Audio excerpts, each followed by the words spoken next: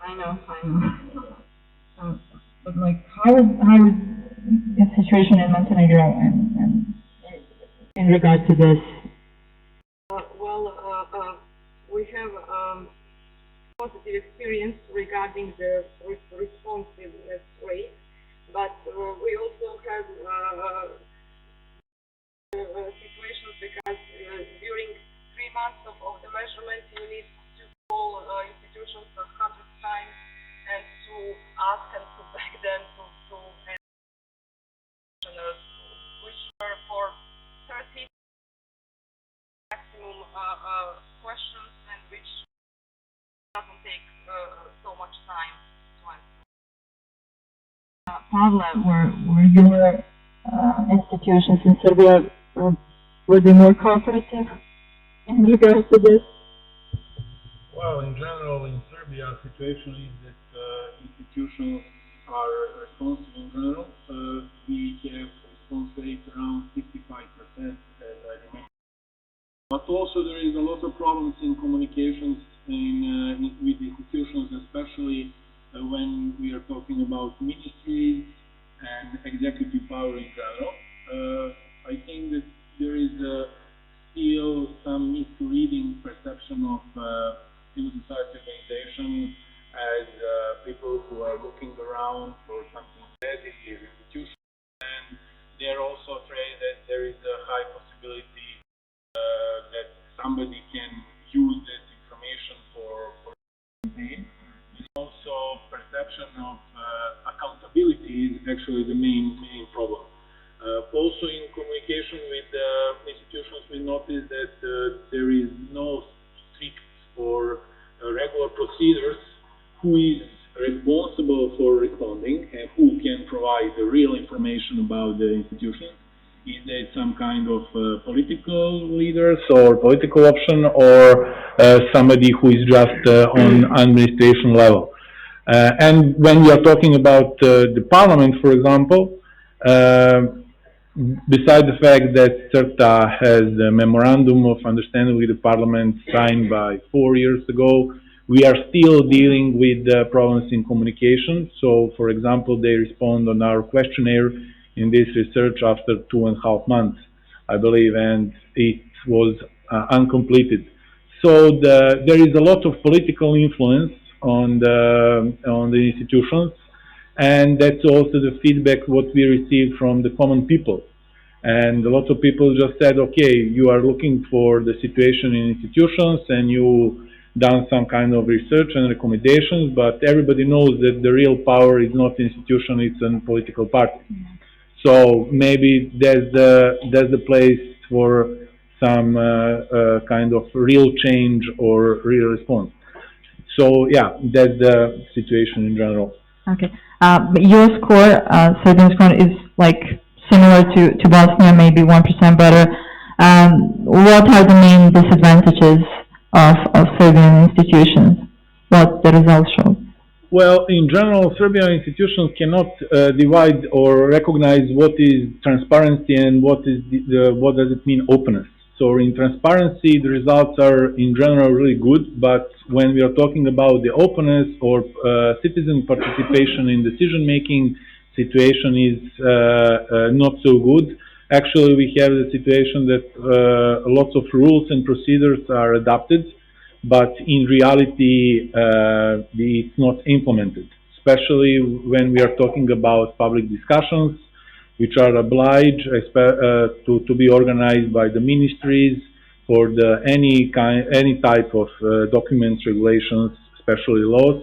But situation is completely different in field.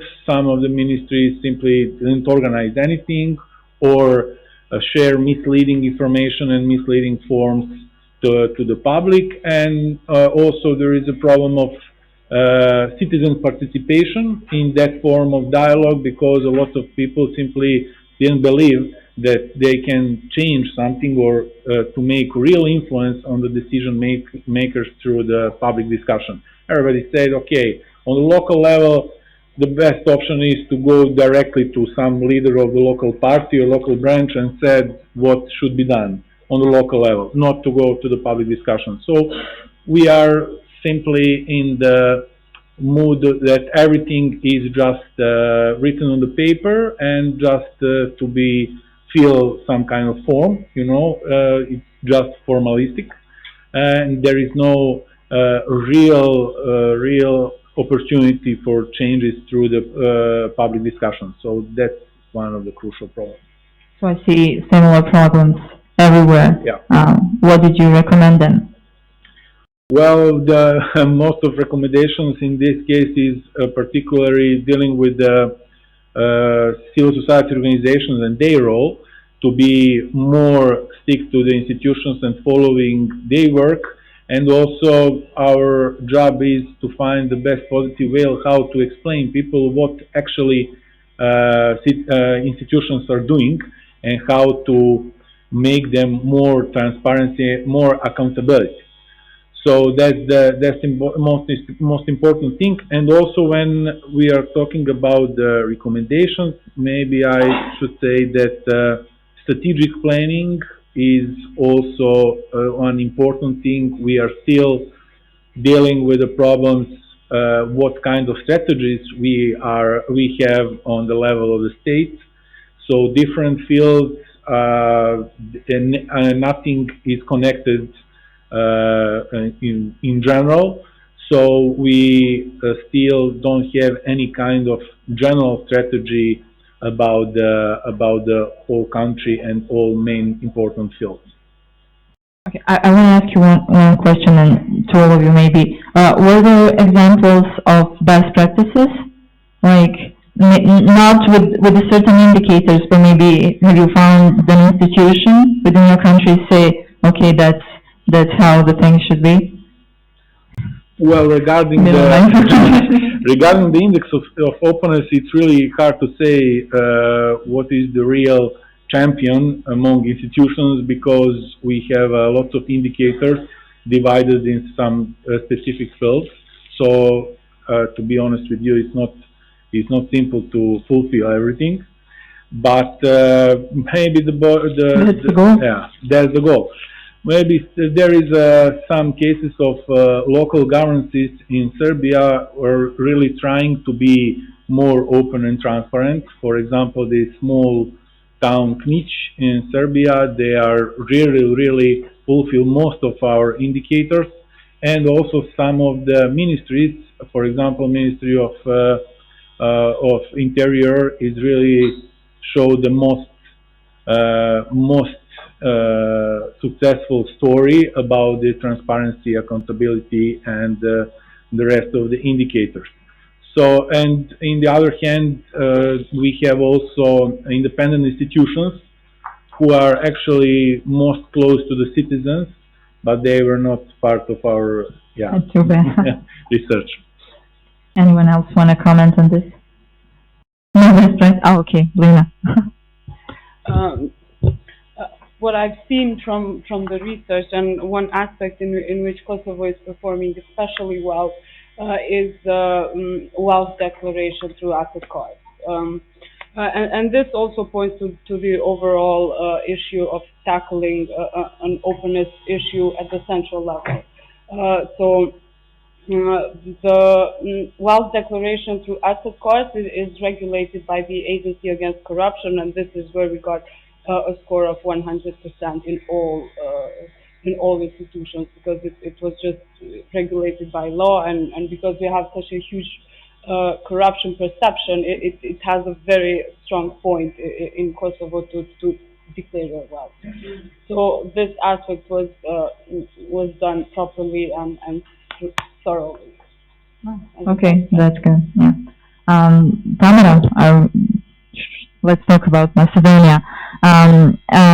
I saw a lot of, let's say, zeros and not fulfilled indicators within the line ministries, especially in relation to monitoring and evaluation, reporting, strategic planning also. What's going on there?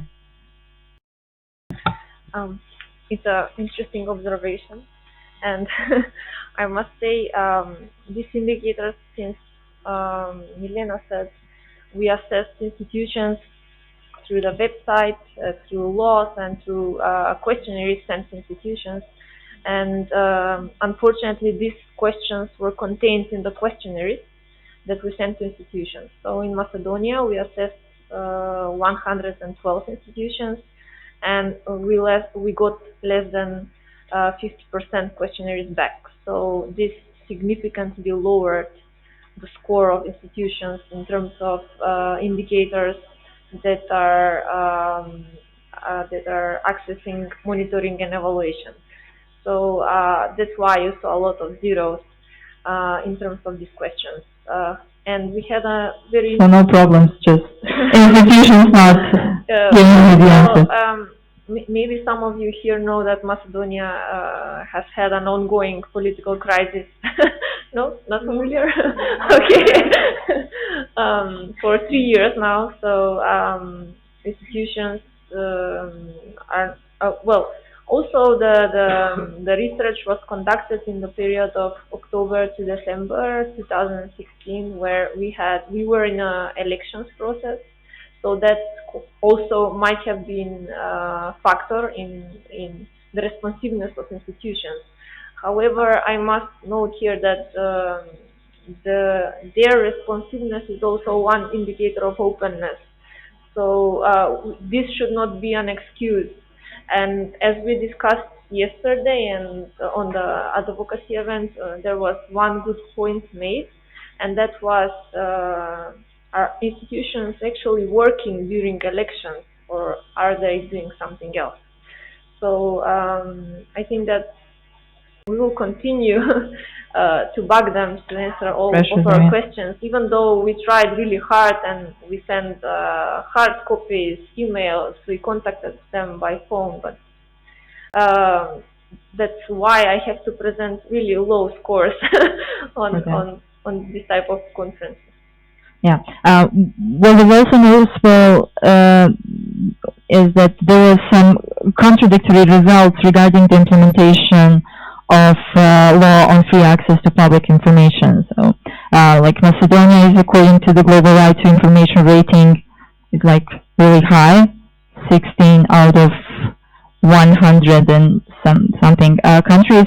But yet again, the indicators that are related to this are ranking law and within the index results. What's the question there? From the results we got, Macedonia ranks less in the region in terms of openness of the executive government. And just to give a little bit of background, we joined the Open Government Partnership in 2011, committing to more open, transparent, and consultative processes, which will include citizens also. And we adopted the law on free access to public information in 2006. And as you said, the law is ranked 16th out of 111 11 laws, which is pretty good ranking, and it ranks better than Albania, Montenegro, Bosnia and Herzegovina, which are also part of the research. However, we have the lowest score. So this, I think, just says that it's not just enough to have a good law, but there is also need to have a political will of the institutions to implement this law rightfully. And one of our recommendations was to give the Commission to free access, the free right to access of public information, more competencies. Since in Macedonia, if you request, if you send a FOI to an institution, they have 30 days to answer you. And if they don't, then you can appeal, and then they have to answer you in 7 days. However, we face a situations where institutions classify some of the information that are not actually, they classify it as a private data, and some of the information are not. For example, I spoke with my colleagues who are journalists, and one example that came to mind when we were discussing this is they sent a FOI to the government to ask them how many, with which amount did the government participate in the foreign investments, how much money they spent to support the foreign investments in Macedonia, and their request was denied because this is a classified information. Because the companies that are foreign investors are private companies. However, this should not be the case since the question is related to spending of public money, which is from the budget of the citizens of Macedonia. So we are facing this type of problem. So basically, it's not about having a good law, but also good implementation. So I think that the role of civil society here is really important to pressure the institutions and to point to the law, and also to raise awareness between citizens to use their rights that is guaranteed by the law. Thanks, Nada. Sabrina, let's deal with Kosovo now. Also, some discrepancy in the results between like ministries there, from 20 to 50% of indicators met. And it definitely shows a lack of some strategic document, or maybe implementation of that kind of document, or there is a document and it's not enforced, or what's going on there? What? There isn't a document. Okay. Yes, so there's a lot of ministries, a lot of results. We have huge differences between ministries and how they perceive openness. It's more about finding champions within these ministries, people who are having this motivation to increase their ministry scores. So it's not a matter of consistently and strategically tackling openness throughout the ministries. It's more about whoever is leading one ministry and what is their initiative within a certain institution. You had ministries who performed especially bad, and which are ministry, for example, Ministry of Health and Ministry of Education, which is just a lot. And you had ministries who performed really better compared to the other ones, which is the Ministry of Justice and Ministry of Finance. Is the main recommendation first have a strategic document and then start implementing it? What? Yeah, I think this is a recommendation we're all trying to tell them, to tackle openness strategically and have a policy of it. Rather than let it be an initiative which a person takes, and then when that person goes away, the initiative goes away as well. I also noticed a consistent lower results in budget and public procurement transparency, also within the ministries, but with the parliament and government. Yeah, it's quite paradoxical actually, because we have very high scores when it comes to integrity, but the lowest scores when it comes to budgetary transparency. And this is quite consistent. So one of the good sides of making such a huge research like we're doing is that you can extract trends from it. And in the case of Kosovo, really, it's whenever there's problem, it's usually the same problem within each institution. So one of the more problematic areas is budgetary transparency. So these institutions do not publish their spending, do not publish their debt and how they manage it. So there's very little fiscal transparency across all institutions. The only budgetary information is released through the official gazette, and it's not in an open data format. So you have this huge document which has the budget of every public institution in Kosovo, and you have to be an expert who has a lot of patience to actually go through it and extract some data. And it's a scanned PDF, so you have to just manually do everything until you just give up. Okay, thank you, Lena. I would, we do have some time, so I would leave for the audience to ask whatever they want to know about your countries. Okay, I see two hands there. Okay, the lady first. Can someone give her the mic?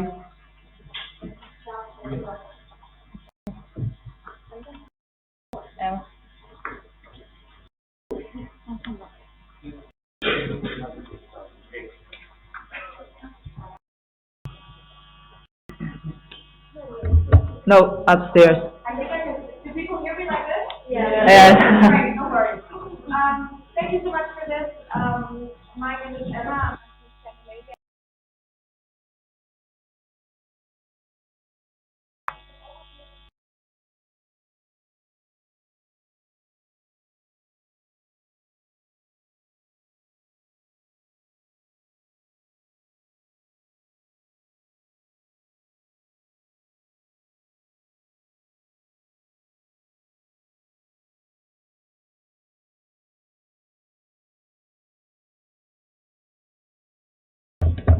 Who wants? Lena? Yeah. Yes, as you said, there's a bit of both. So we have the case where we have very little procurement information and procurement transparencies, and I think that that has to do something with wanting to keep things secret. And there's a lot of just this lack of organization. For example, you have working reports which are published for 2012 and 2013, but 2014, 15 missing, and then you have 16. So there's this lack of just organizing themselves within also. Tamara? Well, yes, I would like also to add that sometimes institutions are not aware that their websites are actually tools for transparency and accountability. So, for example, they have a certain information. If you ask it, you will get it. But this only complicates the process for getting an information which can be really simplified if they just publish it on their website. So, as Blina said, it's a little bit of both, but in some of the cases, I think there's also institutions need to be aware of what their websites can contribute to. If someone else wants to comment? Paula? Yeah. Yeah, in some cases there is intention to keep things secret, especially in some when somebody from institutions or some influencer or politician conclude that it's a sensitive issue. For example, for the draft of some laws, for some documents regarding decisions, regarding the budget and budget spendings. Wrong versions are put on the websites, or there is also a lot of manipulations with the relevant data regarding the money spending and budget spending in general from some institutions. So where is the strong influence of the political parties, then we can expect some kind of manipulations. Thanks. So there was a hand there. Hello everybody, my name is Tome Gushev. Currently working position is Advisor for Legal and Political Education in Parliamentary Institute, which is a specialized organizational unit of the Assembly of the Republic of Macedonia, of the Parliament, and I think that now it's time to hear another side of the story. You know, I heard a lot of critics about how political, how state servants, how state administration are not interested in, you know, to answer the questionnaires, to share information, because, you know, we as an institution have a lot of information. We own the information, and I'm like representative of political society and a former member of civil society. I want to say that no, we're not all the same. You know, there is a people like me or my colleagues from Parliamentary Institute that we are open and transparent, and really I'm mad at you, Tamara, because you said that you you take your phone and call the institution, but you can call me and send me the questionnaire. I will really love to answer this question, really. And But it's not just 5 people working there. but conferences like this are great opportunities to make networks, connections. Not only the civil societies organization, and make friends with people like me from institutions, from parliaments, from governments, etc. And we really own the information, and not everybody. I know that a lot of critics are legitimate.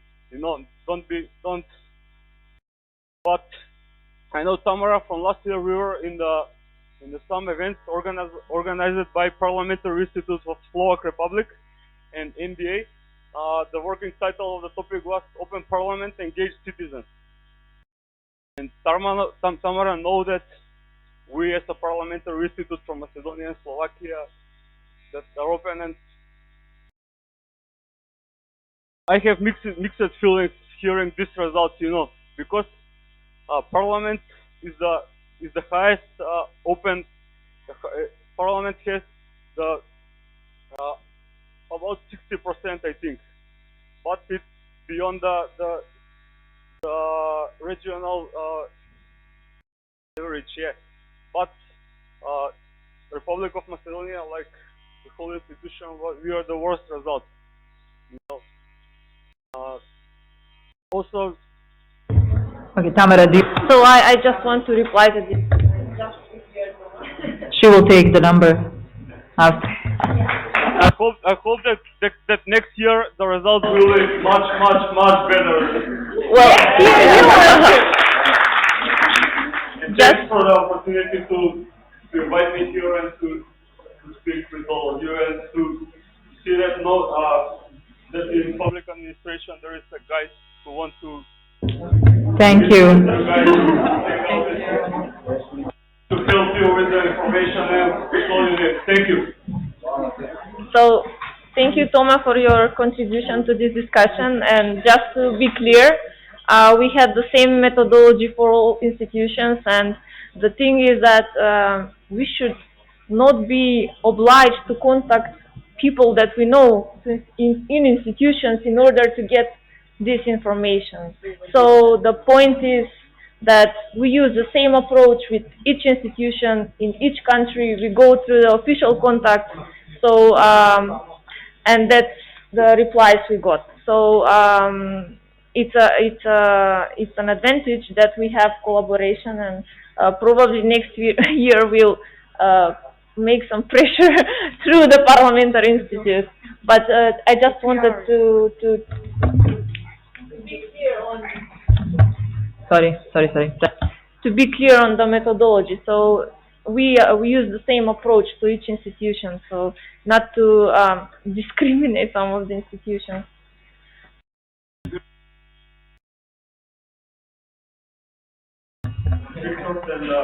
Okay, guys, you can deal with that after the panel, no problem. Okay, I have 2 questions here and then another there, so you can come and I don't know where the mic is. So Here. Hi. I wanted to ask first regarding, but this is more technical maybe. I know that at least in Romania we have a law where if like 200 people send the same request, requesting like, I don't know, a budget or something, they should put it directly on their website. Do you have something like this? So you can, okay, because that could be useful, because you could do a pressure of like, okay, everybody from this room send it, and then they will have like, okay, it's 200, so we are obliged to put it. Okay, and I know for the study you don't do that, but in the future, at least for the institutions that are not doing, do you plan to sue them? To put them in court because they don't reply based on the law that says that they have 10 or 30 days? Thank you.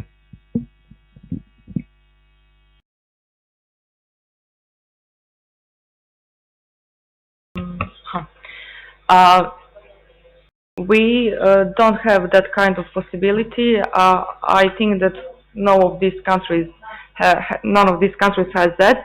But the fact is that those things are regulated by proactive publishing of information, which is the part of each of law on free access to information in the entire region. So the article concerning proactive publishing of information lists the information that needs to be published on the website of one institution. So that includes all financial documents generally, work reports, employees, salaries, etc., etc.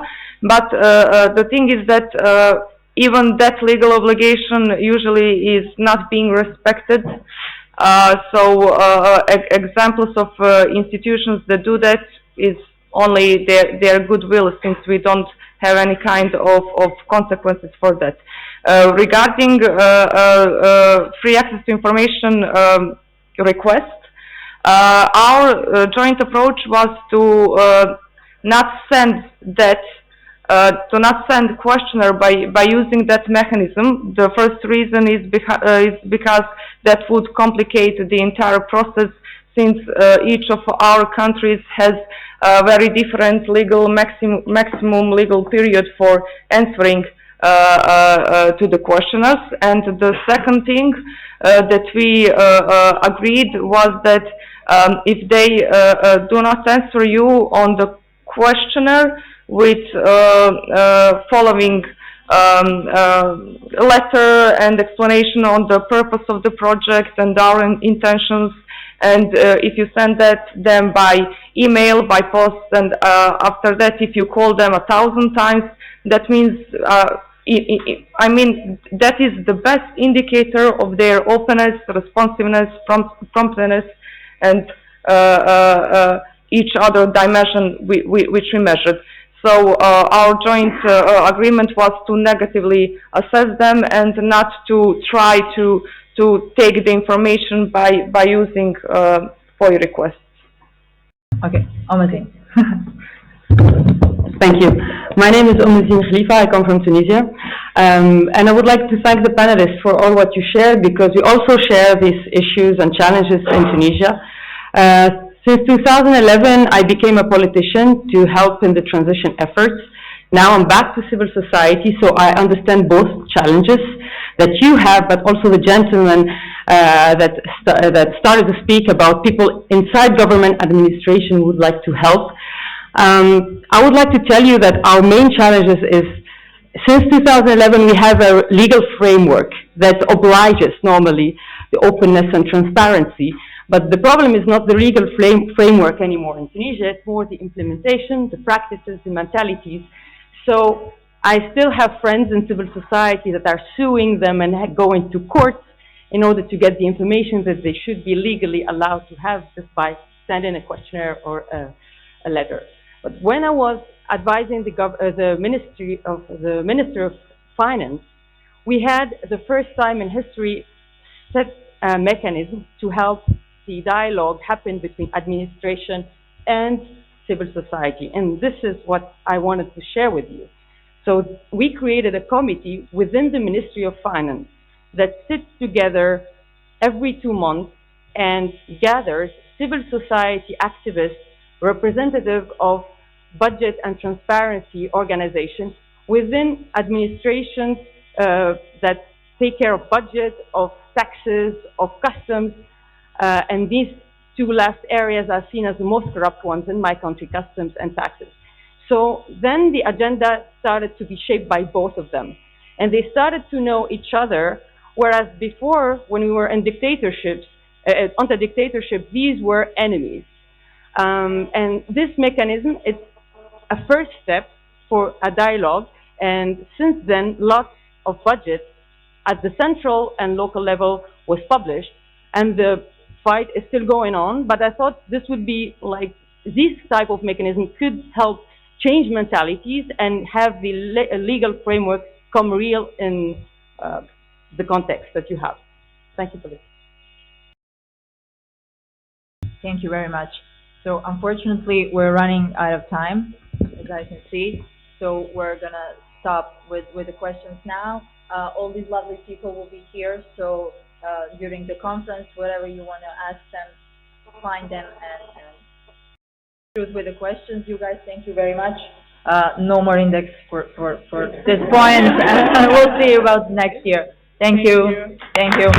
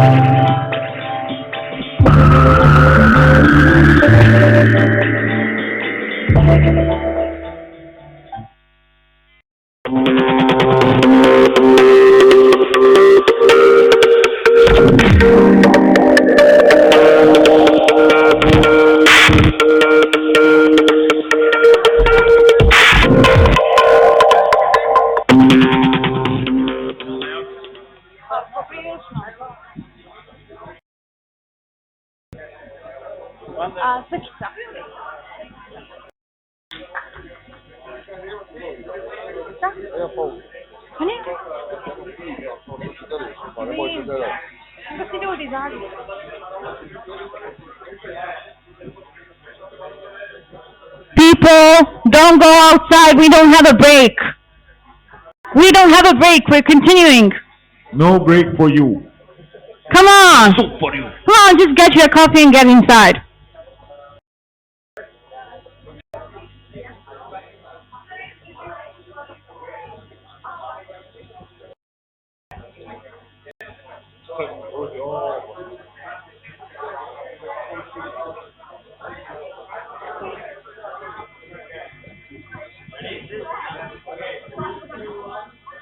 Radiolar.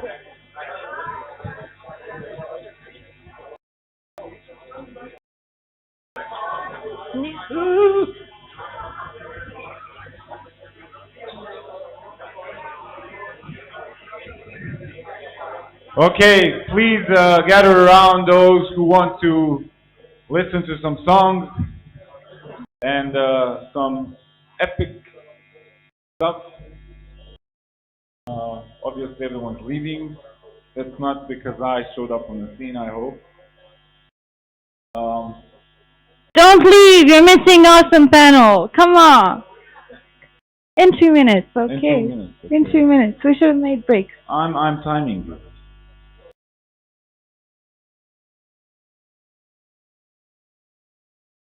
We'll give them a minute. We'll give them a minute.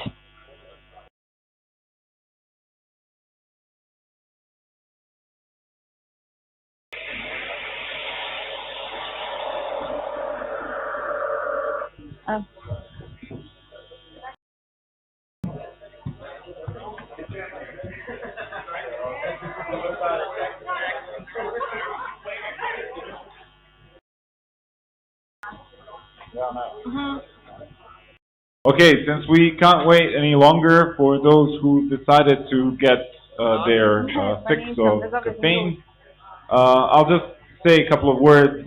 So after hearing the panel that was basically the can be described through a Blondie song called "Call Me," because everyone wants to call everyone, but apparently they don't. Now we have a panel on something that probably people from the government call "Oh my God, please," but it's actually Open Government Platform (OJP). And for that session, we have a moderator that I will have to read out because I keep forgetting people's names, and that's Peter Varga. Welcome, Peter. Yeah, I think he deserves a better applause. Okay, so try to be louder. So, yeah, he's a star of this show. Thank you. Hi guys, I promise I won't sing because we actually want people to get back in. But they'll get their coffee and join us here. My name is Peter Varga, as I've been just introduced, and I'm the regional civil society coordinator for Oh My God Please, or as it's better known, the Open Government Partnership. And we're going to have a panel basically discussing on what's new with this initiative here in this region, with a couple of good examples, you know, from Croatia, Serbia, and Bosnia-Herzegovina. So I'm going to invite my fellow panelists to join me and sit wherever you want. We have a lot of chairs. So first, Sandra Pernar, who is one of the heroes and champions of OGP here in the region from Croatia. Sarah is the special advisor in the Croatian government for cooperation with civil society. And in this capacity, she is basically in charge of co-creating, helping co-create and co-implement together with civil society their OGP action plan. She's also actually sitting on or representing the government of Croatia on the International Steering Committee of OGP, where Croatia is a member. Then second, I would like to invite, where do we have? Jelena, there she is. Jelena Berkovic, the Executive Director of GONG. I don't think I need to introduce GONG to you. It's basically a preeminent watchdog in Croatia. She's also one of the co-founders of the first fact-checking website in Croatia, Faktograf.hr, which all of you know. I'm plugging you here. Then third, I would like to invite Elvira Mujkic. It's home base for her. She's right here from Bosnia-Herzegovina. She's traveled a lot, of course. She's a project coordinator for Transparency International Bosnia-Herzegovina and sits on the OGP Council here in this country. And then fourth, where are you, Ivan? Ivan Radojevic from Serbia. And Ivan is a researcher at CRTA, the Center for Research, Transparency and Accountability, also one of the key champions of OGP in Serbia. So that completes our panel. And at first, and that actually also gives time for some people to come back in, we're going to show you a brief video about OGP for those of you who may not be that familiar with this initiative. So please roll the video.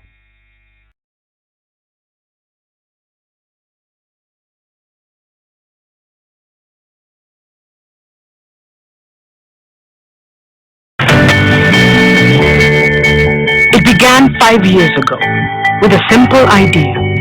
Since governments serve the people, they should be open to the people. The strongest foundation for human progress lies in open economies, open societies, and in open governments. L'alliance entre les gouvernements et la société civile est une nécessité. 8 governments working closely with 9 civil society organizations committed to becoming more transparent and accountable to the citizens they serve. OGP brings to the global attention the notion that government shouldn't operate in secrecy. But that was only the beginning. Today, OGP includes over 70 governments and thousands of civil society organizations tackling the toughest challenges facing society. Together, we have made over 3,000 open government commitments with impressive early results.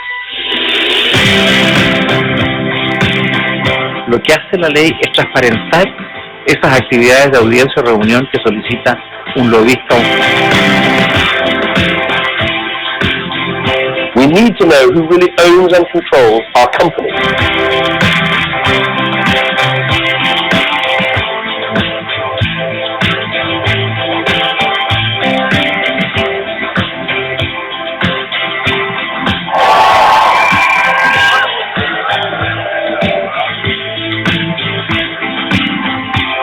citizen participatory audits promote constructive and collaborative partnerships between citizens and the state. Sharing this information will hold the industry to account and empower citizens.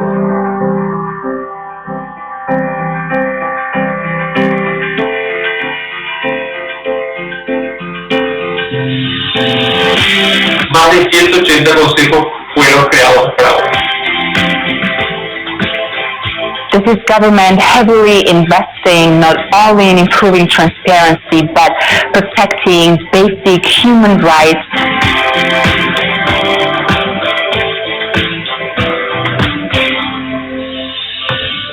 OGP is showing that opening up government is hard, but it leads to real change. And we must now multiply our impact.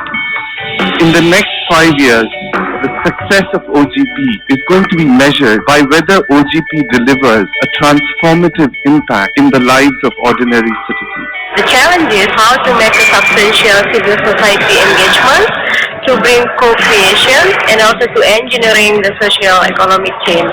We need to see more space for genuine participation from citizens. We're trying to bridge the gap between what it is that we do as a government and what it is that we hear from our citizens. OGP has to restore more confidence in the citizens. Keterbukaan, kepercayaan itu yang membuat kita sebenarnya jadi pejabat lebih enak. Trabajar mucho más cerca de los gobiernos, no solo nacionales, sino subnacionales, en municipalidades más chicas, y colaborar en los procesos de apertura que ya existen en esos lugares. Governments, in order to be credible, in order to be legitimate, need to figure out ways in which they work with citizens. OGP will be as strong or as weak as we make it and allow it to be. We are an international partnership of reformers, building a movement to make government better and transform the lives of citizens. The Open Government Partnership, celebrating 5 years of impressive growth and taking our movement forward together.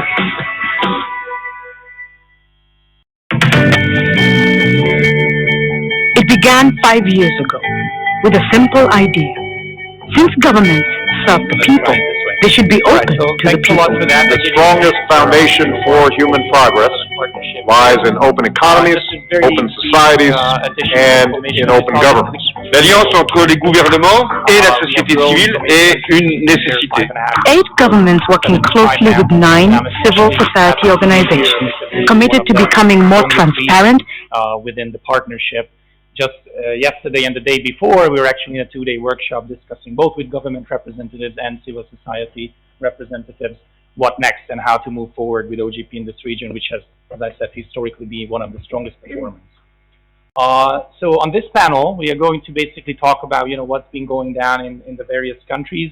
Just by way of a very quick background, this wasn't mentioned in the video, the way OGP works is that we work in 2-year cycles, in which government together with civil society come together and they co-create together, they design together a 2-year action plan in which they put commitments of opening up their governments, talking to their citizens, creating better civic participation in policy making, and ultimately more transparency to hold their leaders accountable. 2 of the countries that are represented here are developing this action plan right now. That's Bosnia and Croatia. They will actually finalize this later on and submit it later this summer. And then Serbia is currently in the middle, hopefully.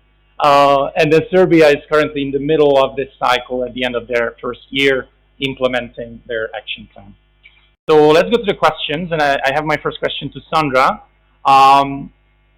As you know, we live in, an interesting time, right? I mean, one of the main topics of this conference is actually fake news. We all heard about it. There's a lot of signs of that.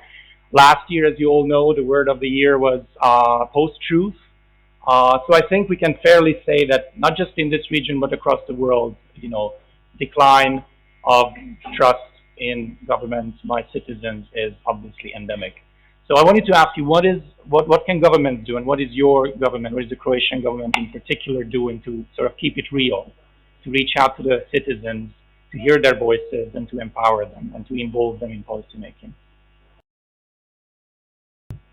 Okay, thank you. So basically, all of our efforts through OGP have been for the citizens. Obviously, we have had several commitments that were really pointed to them directly, but I think in general, everything that we did since 2012 when we started working on OGP was actually with one aim, and that is to open up our government more to the citizens. And I think that we have done quite a good progress. Of course, we are still not satisfied, and we want to do much more.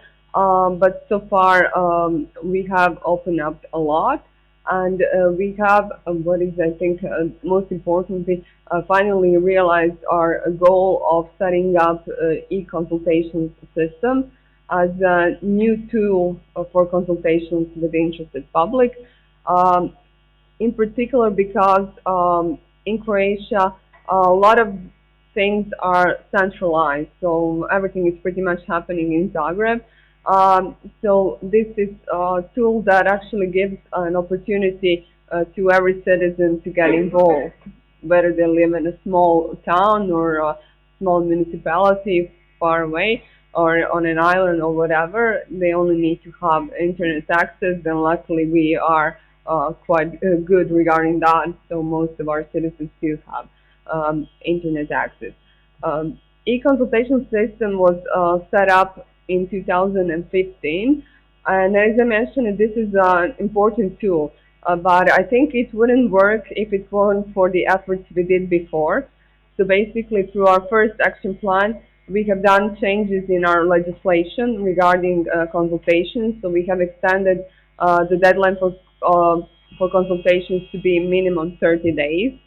Also, we have done a lot of work, and we still do, regarding educating civil servants on the importance of cooperation with civil society, and also regarding consultations. So why actually we should organize consultations on everything that we are doing. So all of that was a really good preparation so that this tool can actually work, because civil servants accepted it and they use it now. So our institutions are publishing consultations on e-consultations. I have numbers here because I'm really bad with them, so I keep forgetting them. So anyway, for last year, there have been 642 consultations with the interested public on e-consultations. And when we compare this to 2015, it is a slow progress of 6%.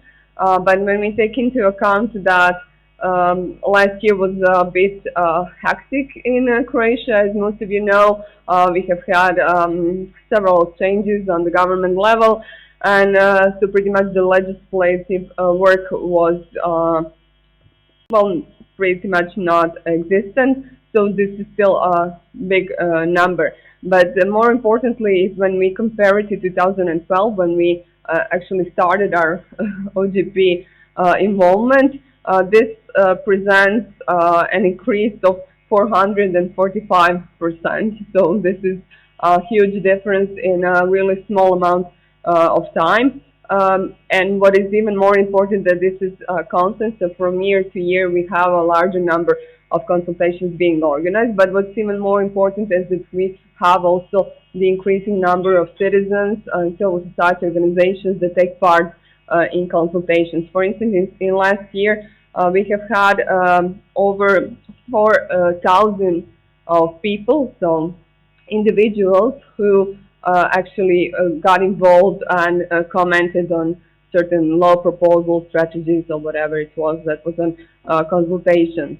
And what we are very proud of is actually the fact that this tool, the consultations, has brought us to the fact that now when we look at who's actually making comments and consultations, the larger number of that are individuals. So it's citizens who are interested, who want to comment on certain proposals. And we see the constant increase, especially when something of more importance to citizens comes up on consultations, for instance, something dealing with the health issues or education, something like that, that is of interest of a larger number of citizens, we definitely see in, just a week, a big increase on the number of people who newly registered on the website and who want to make their own contribution. Of course, civil society organizations have been participating even before, and still there's a bigger number of them who are registered and who actively are also involving in consultations. But generally speaking, we are quite proud that we have also seen that this tool was able to make a difference.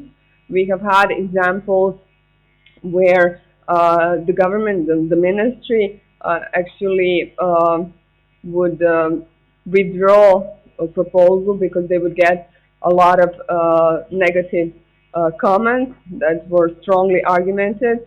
So they would see that their proposal is not good enough, so they would just withdraw it and work on another one. So this is something that really, I think, is the best way to empower citizens, is to actually let them see that they can make a difference. And in those cases, they actually were able to make a significant difference. And this is something that we've been strong about from the beginning when we started working on standardizing procedures for consultations in Croatia. And this is something that we insisted that it is now also in the law, that when institutions are organizing consultations, they have to write a report about it, and in that report they have to give explanations when they are refusing certain comments. So they need to give feedback to those who participate. I think that's the greatest thing about it, because when you get this feedback, then you feel good about it, even if your comment is not accepted, because you know that it was actually taken into account, but for now, it was decided differently. But unless you would be given this feedback, you could just say, okay, so we are like giving comments, but nobody's even reading them, they don't even answer or whatever. But with this, you actually see that they answer to you, so they do think about what you commented, and more importantly, in cases like this, when you can actually influence when it's, something is accepted. And so far, with this new tool, we are around 30% of comments being accepted on a yearly basis. But you have to take into account that we have a lot of comments who are not really comments in the sense that they are proposing something, but are more like a judgment. Something is good or bad, but they're not really proposing anything. Sorry to cut you off there at the end. My mistake. So thanks a lot for presenting that example. I think it's super important, as I said, in these times, to give the sense that government is listening and respecting their people. So I think this is an exemplary initiative from Croatia. I'm going to turn now to our other representative from Croatia, Jelena. You've also been involved in the OGP agenda and open government agenda from the get-go. And Croatia, has been performing fairly well, but I'm sure, there's a lot of room for improvement. So what would you say, where are the gaps in Croatia, and what are you guys working on as the next step or next improvement? Okay, so somebody has to take this role of devil's advocate. Obviously, this is what NGOs often do, so I'll continue based on your question. What Sandra explained actually is very correct and true. We do have strong legislation on freedom of information, and I would definitely suggest using Croatia's experience, although we can perhaps use Serbian experience, because Serbia has the second best legislation in the world. Croatia has the fifth. I think it all comes down to implementation, so we can discuss about this black box. But it's true. Consultations are obligatory due to this legislation, and Croatian constitution has a small amendment thanks to NGO pressure a few years ago regarding freedom of information as a constitutional right. But this is not everything. In the process of Croatia's accession or entry to the EU, there were some other changes that happened, such as regulatory impact assessment legislation, which is supposed to make every draft legislation that touches on some social, that has a social impact or economic impact, to also be in detail discussed and presented to the public before it enters the parliament. And also, let me say, thanks to the OGP, I think, first action plan in Croatia, the government rules of procedure were changed so that basically no draft legislation can even show up on the government's agenda before being sent to the parliament without having this box checked saying this is how e-consultations or consultations this is what the result of the consultations was. This is regarding legislation and paper, and let me turn to implementation now. So last year was an interesting year politically in Croatia.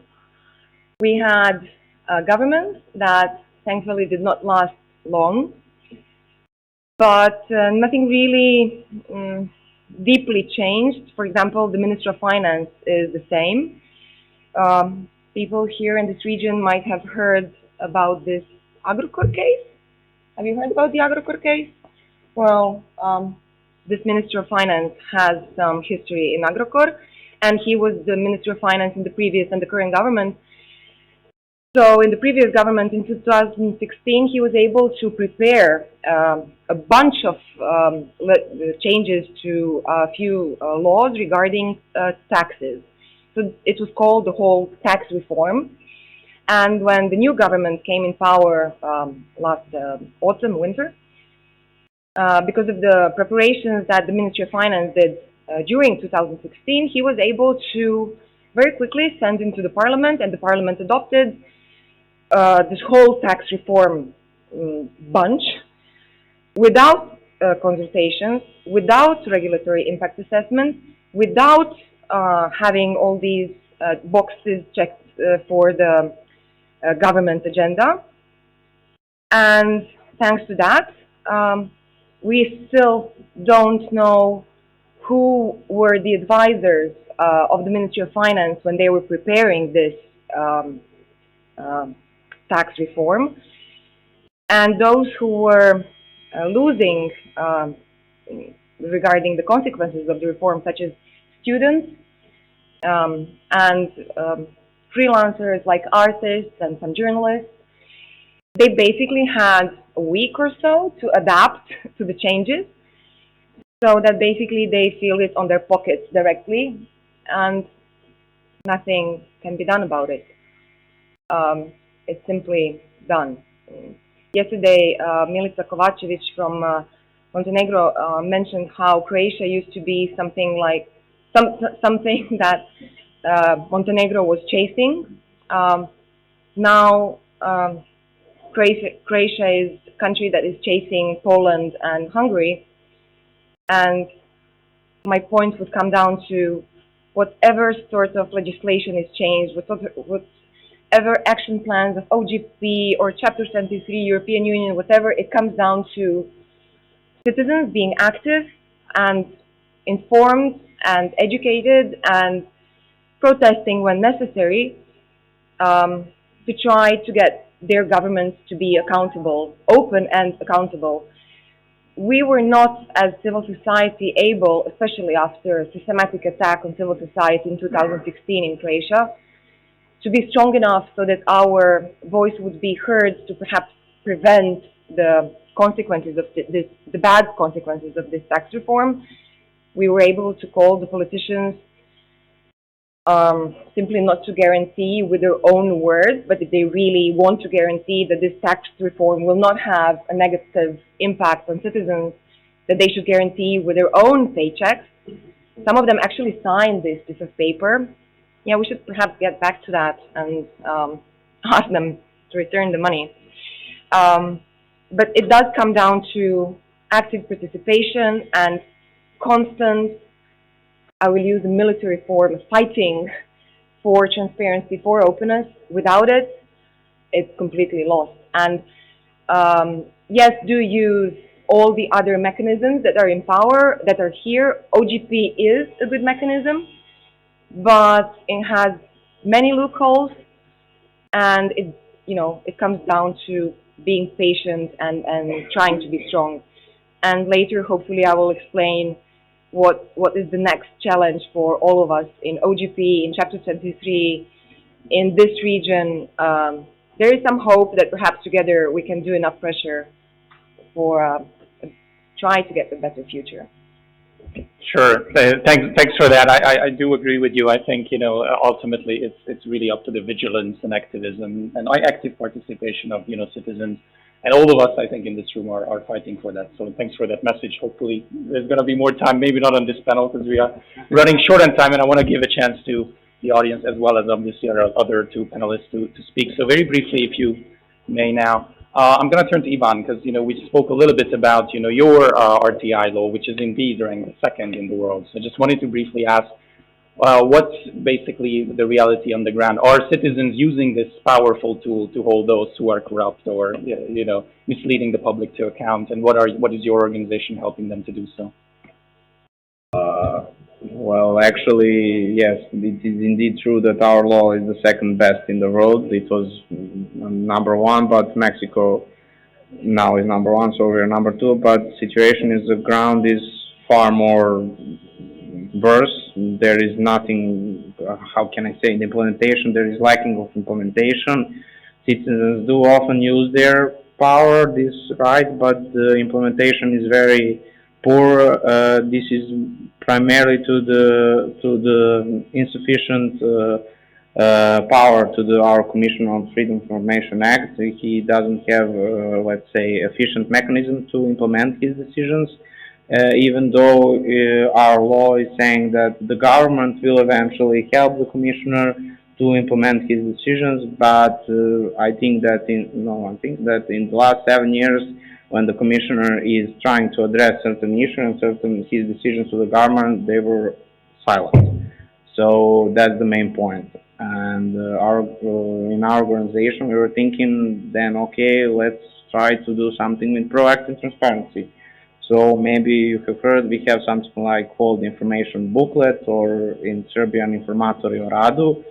So we are trying to improve that part also, because every public body in Serbia needs to have this information. So around 3,000 bodies need to have this, let's say, paper, but only 29% of them actually has that information, which is published on their website and with complete information.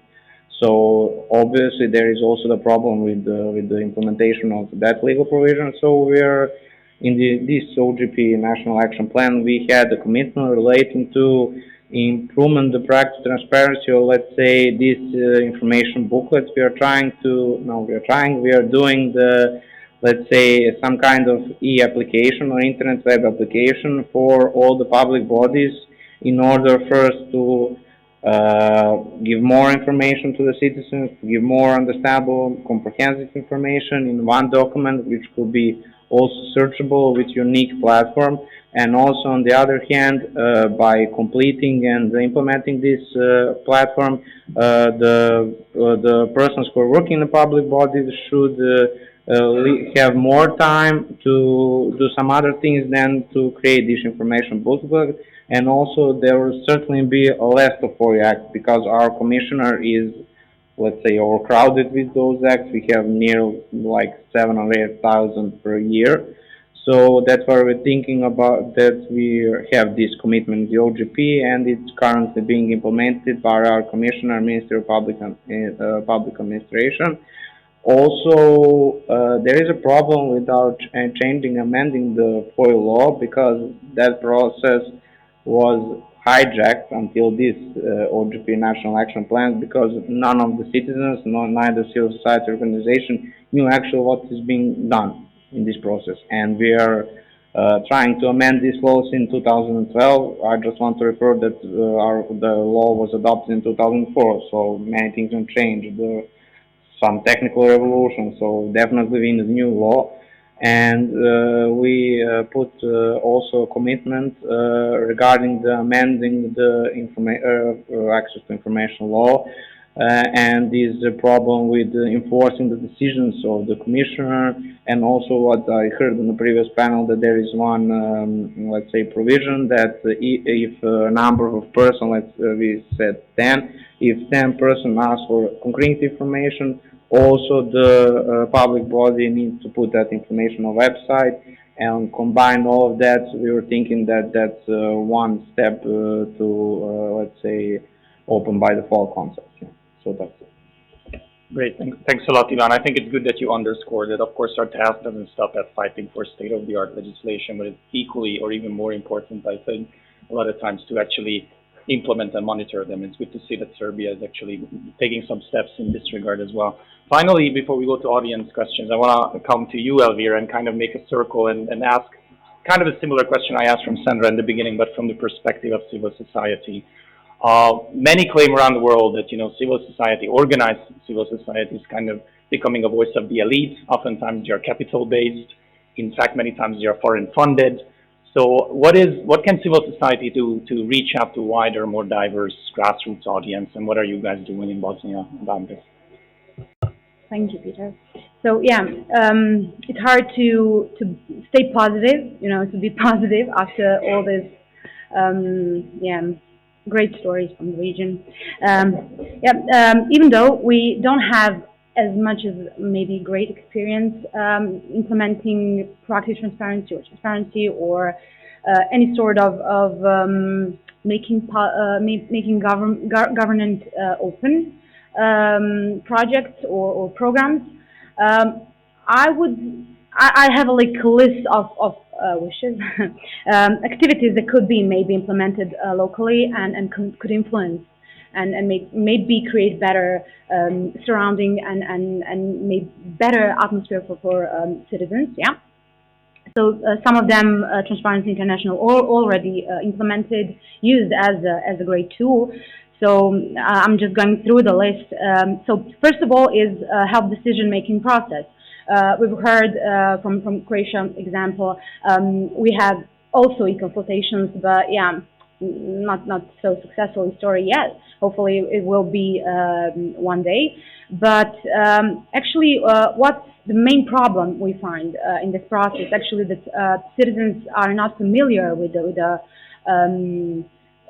laws, with all those details they've been asked to be consulted. Yeah. So if you want to organize a public consultation, your priority should be actually to explain to citizens what you actually ask from them. So for example, in the budget adoption process, you should simplify it. You should explain to citizens the essence you ask them to give their comments or contribution.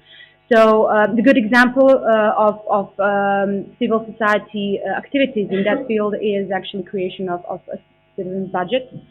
So it's like good starting point to create a document also that shows how local governments and civil society can work together.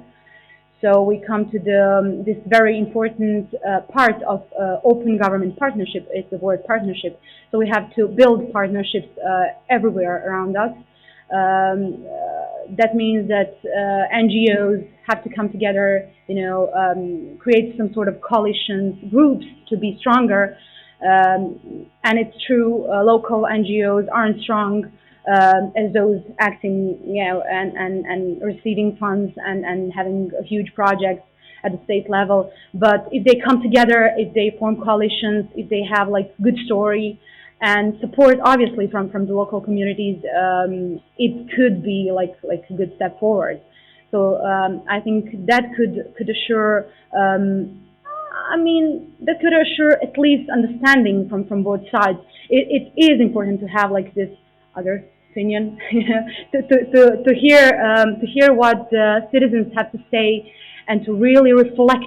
It's one that you ask somebody to give you opinion, but the other story is when you hear that and implement that, or at least send some feedback. So it is important to create some sort of forums, public debates, discussions on local level, because it is really a place where everything happens. So yeah. Absolutely. No, I just wanted to say one sentence because previously Jelena said that nothing can be done regarding the tax reform, and Elvira said that citizens often don't know. And I think these two come well together because basically in Croatia there is still something that you can do, and that is send this to the Constitutional Court, because due to everything that we have been doing regarding consultations, we already have several verdicts by the Constitutional Court saying that when they decide upon whether the law is in line with the Constitution, it's not just a matter of the content of the law, but also or any other act, but also whether this act was done, was actually developed through a democratic procedure, whether there was a public discussion, and several acts have actually been stopped at the level of the Constitutional Court. And so I would agree with Jelena that this is really important to have active citizens, to have citizens who know actually how to use all mechanisms that are at their disposal, and to actually fight for their interests. Great. Just very briefly, because we're running out of time, we started a bit late, so maybe we can run 2 minutes late, but I wanted to give the audience a chance to ask, maybe 2 questions. Let's see if there's anything to any of the panelists. Yeah.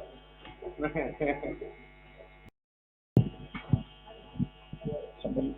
Oh.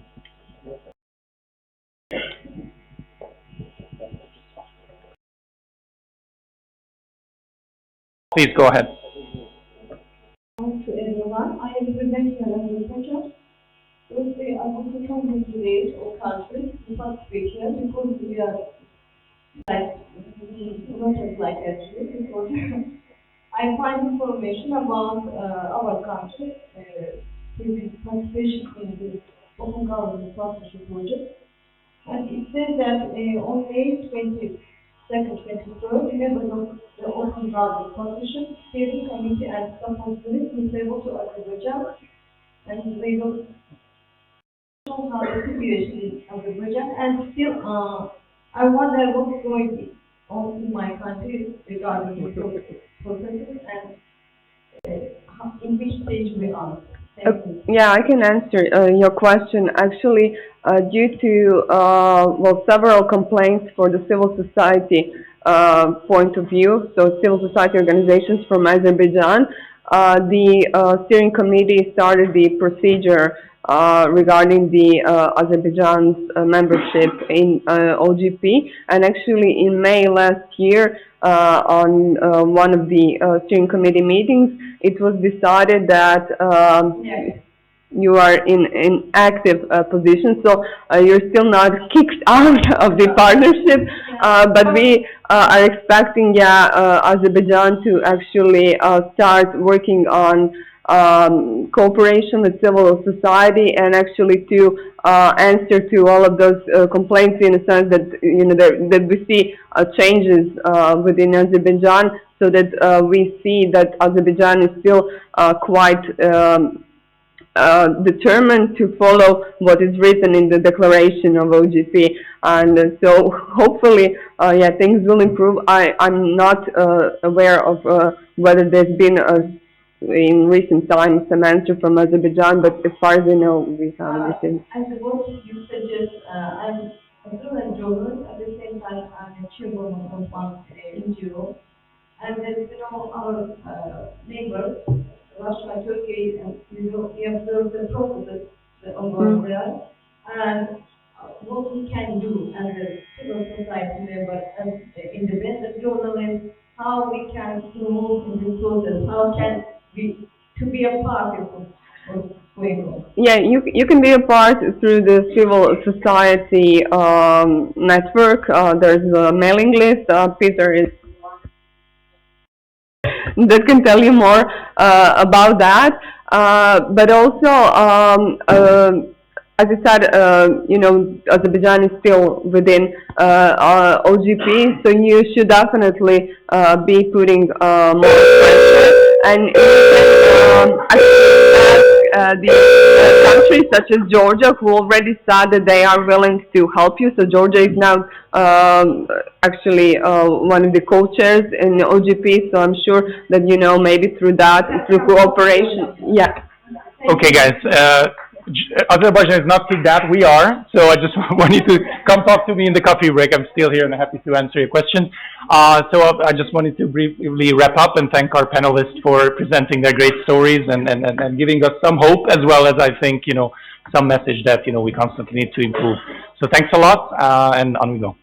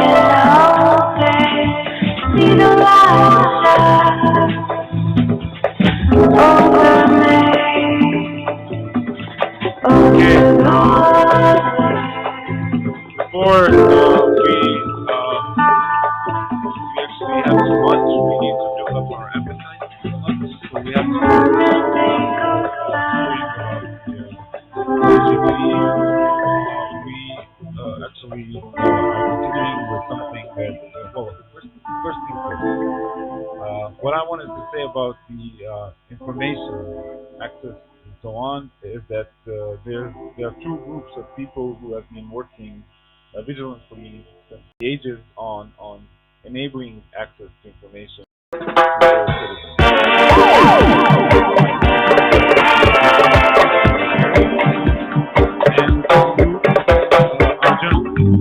Let me make it clear, I don't care for religion. Still my brother, no matter your decision. Don't hear me why God is overrated. Hear me now, I'm not attracted to the picture that you paint. Please welcome her with an applause, because we are really lucky This is how Jesus makes me concerned. Believing in one God, I'm gonna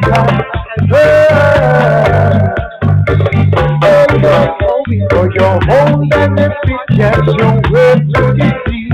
So come up with your foolishness on the mighty.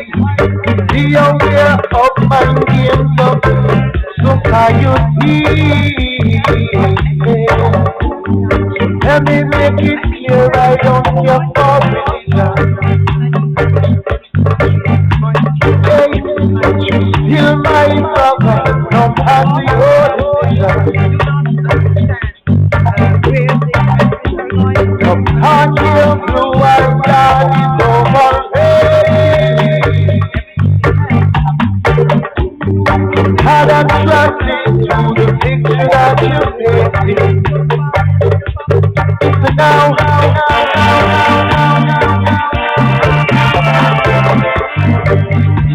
hear me out.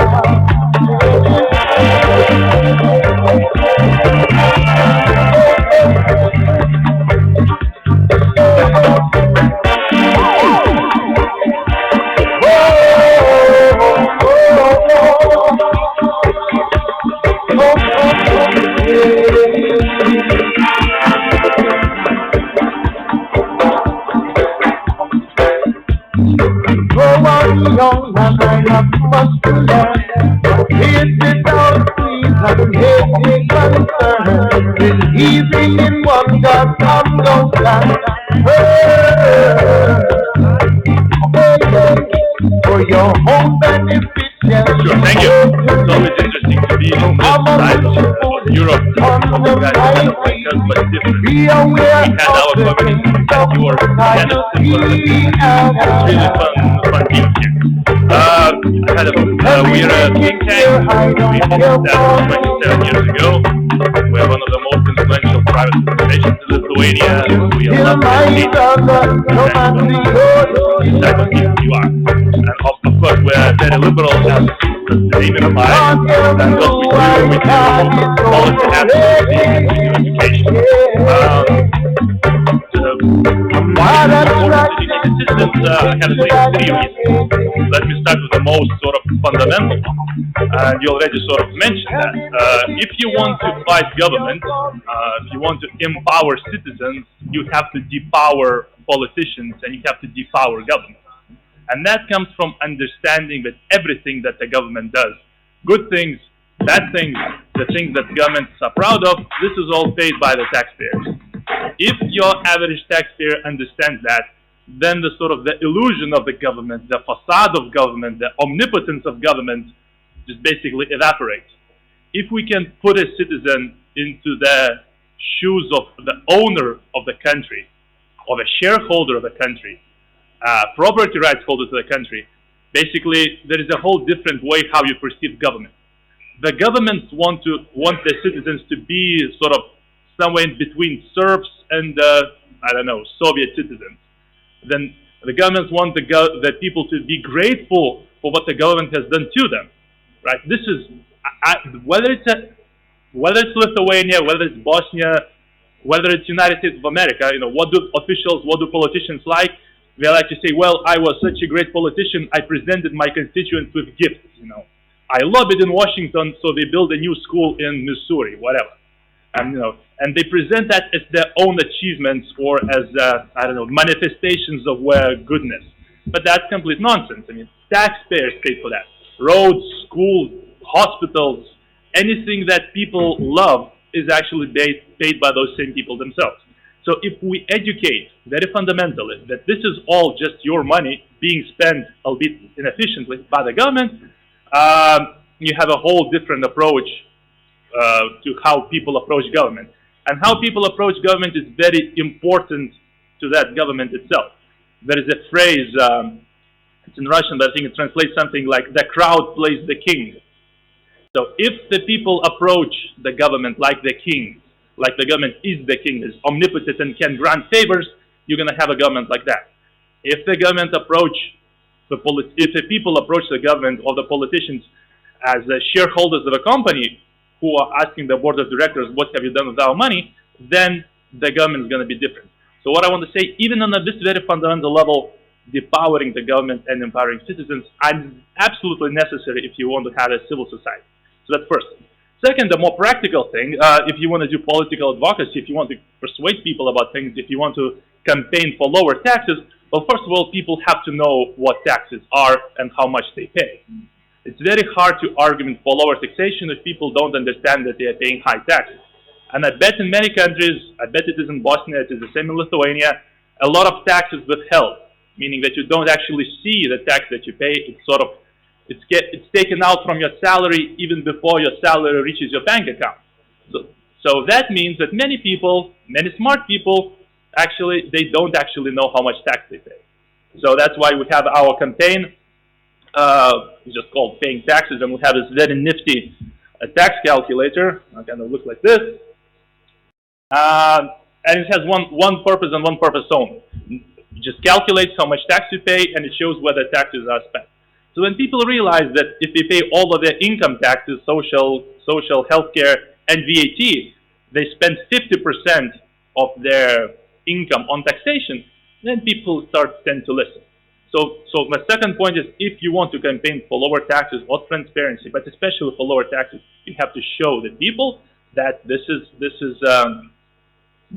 they pay a lot. And my third final point, probably for the introduction, is even for practical reasons, very few people care about ideas. I bet many of you care about ideas. I work for ideas. I mean, our whole team, 16 people, we work with ideas 24/7. We're professionals at that. But for your average citizen, he doesn't care about liberalism or socialism or whatever ism. And that's normal. I mean, we shouldn't expect our society to be reading the books that we love. Society of your average person, and I'm saying that with no sort of demeanor, your average person cares about his family, his income, his house, his car. If you can show that what the government does affects these things, you've got him on board. It's much easier to convince a person that a taxes are high by pointing out that, let's say, he pays the value of his car in just gasoline taxes than it is to persuade him that Mises or Hayek or Mill was right. Because those regular people care about regular things, so we should appeal to that. So I'd say, if you wanted my introduction, why it is important to educate the citizens about how much taxes they pay. First, it's empowering citizens, empowering government. Second, education for advocacy. And third, it's getting people on board with the things that we really care about. I think these are the three reasons why we should be doing that. Thank you. In Boston, I love this, the way how you put it. The people are seeing government as a king. In Bosnia, we have like 3,160 kings, and all of them perceive themselves as such. And unfortunately, citizens see them in that way. What can be done, and is there anything that we can change? Poverty. Well, first of all, I want to thank you for inviting me here. I run CPU Center for Policy and Governance. We are a small think tank based here in Sarajevo. We were founded 8 years ago. So to answer your questions, yeah, we do have a lot of politicians that believe they are very powerful people, and they really address people. When you see them on TV, they address people like kings. They say, "I gave you this, I gave you that." From the municipal mayors to the members of our presidency, they all speak in that manner. So when we started this project, injecting accountability and transparency in public budgeting, that includes the platform Jonas already mentioned, we actually went to Warsaw, and we went to the meeting to discuss how to fight nepotism and populism in Europe, rising populism in Europe.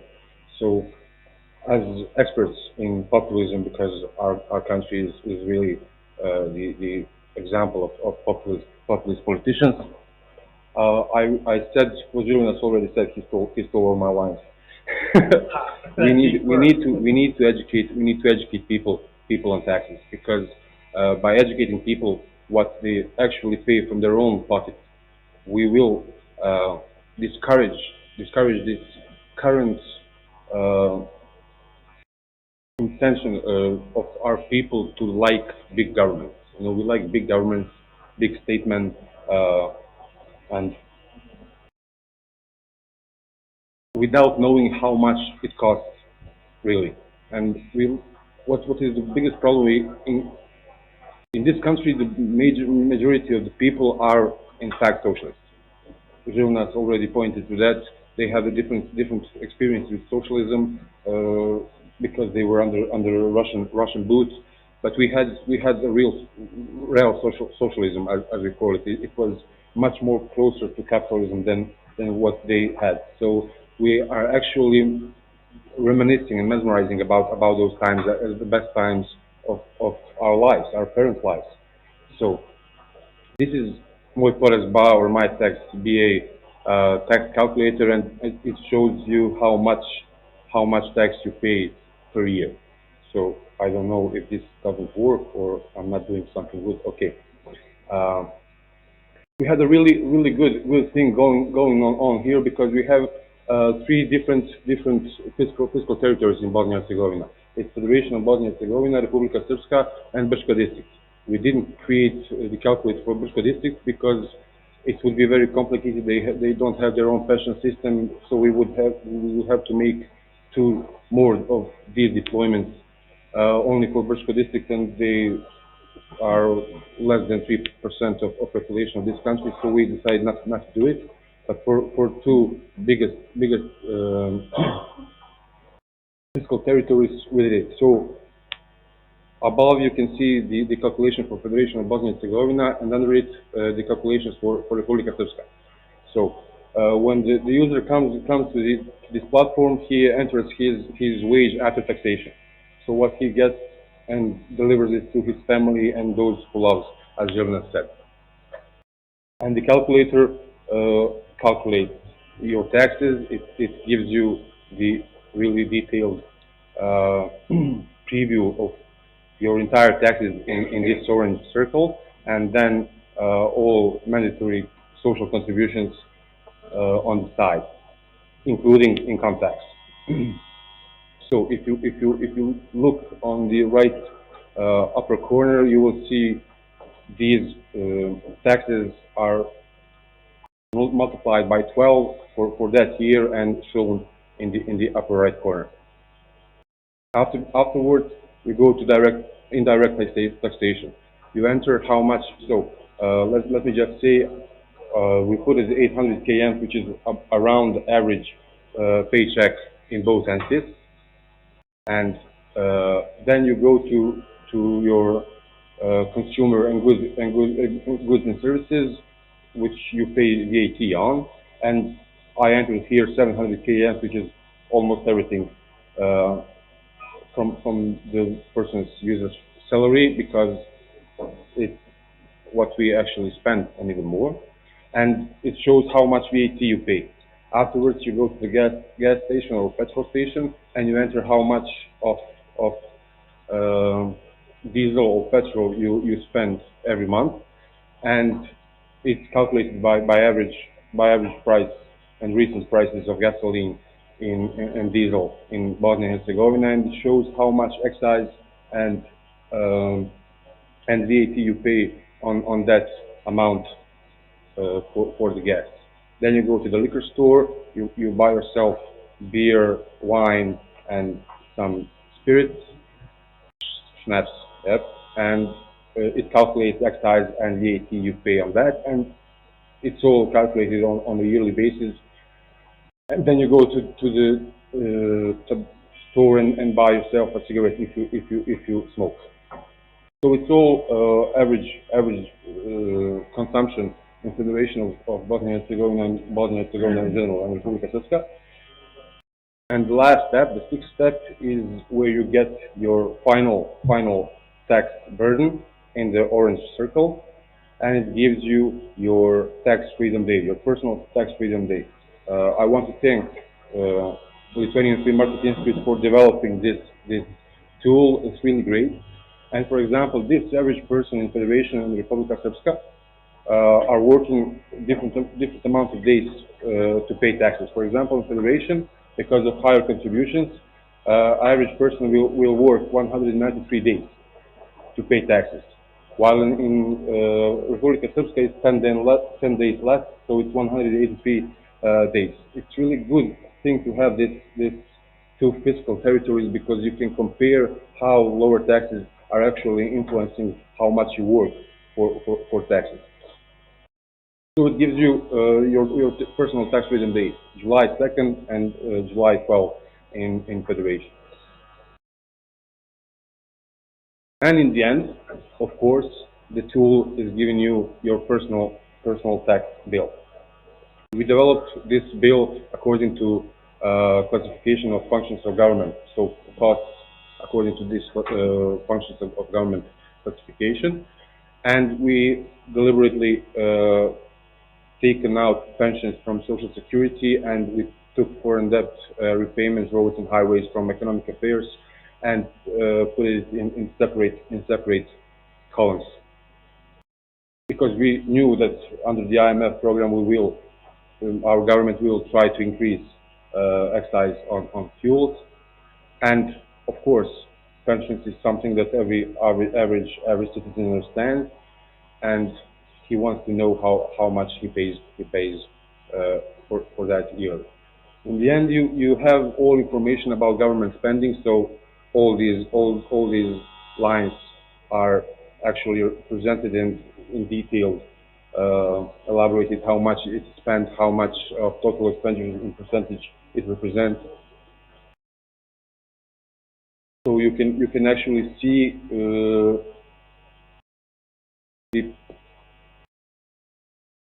policies and subjects you are interested in. For example, the environmental protection. A lot of people are interested in environmental protection, and total expenditures in Bosnia and Herzegovina for environmental protection was around 105 million KMs, which is actually not that low, but we don't actually see where the money is going to, because we are one of the most polluted air polluted countries in the world.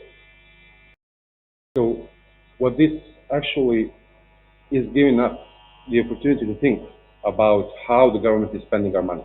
You know, for example, on the healthcare, 1.9 billion KMs. Our hospitals are crumbling. Recreation and culture, 153 million KMs. For education, we pay 1.1 billion KMs, which is 550 million euros. It's a lot of money. We are spending more than our neighbors, Croatia, Serbia per capita on education, but we cannot see it. You know, the reason for that is, for example, that over 70% of that money is going for salaries of teachers. You know, and only less than 30% is going to building schools and all other things that are necessary for quality education. You can also see this, what is spent on social protection, and what is the ratio between two entities. And in the end, of course, the tax revenue. How much of the revenue every individual tax is contributing to budgets, and what taxes actually exist in Bosnia and Herzegovina. So that's about it. Once again, I want to thank LSMI for developing the tool. It was a great experience. We had many challenges in adopting this tool to Bosnian circumstances, because we are a special country. A little bit.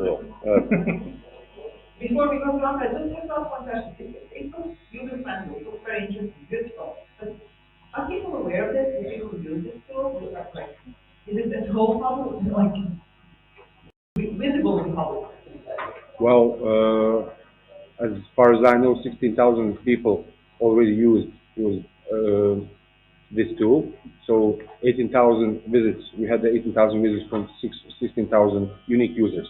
So that, you could say that 18,000 people saw this, and we had the returning visitors. So people, at least 2,000 people, was really interested in it to show it to other people and say, okay, see, this is what tax you pay and how it's really important to know how you paid.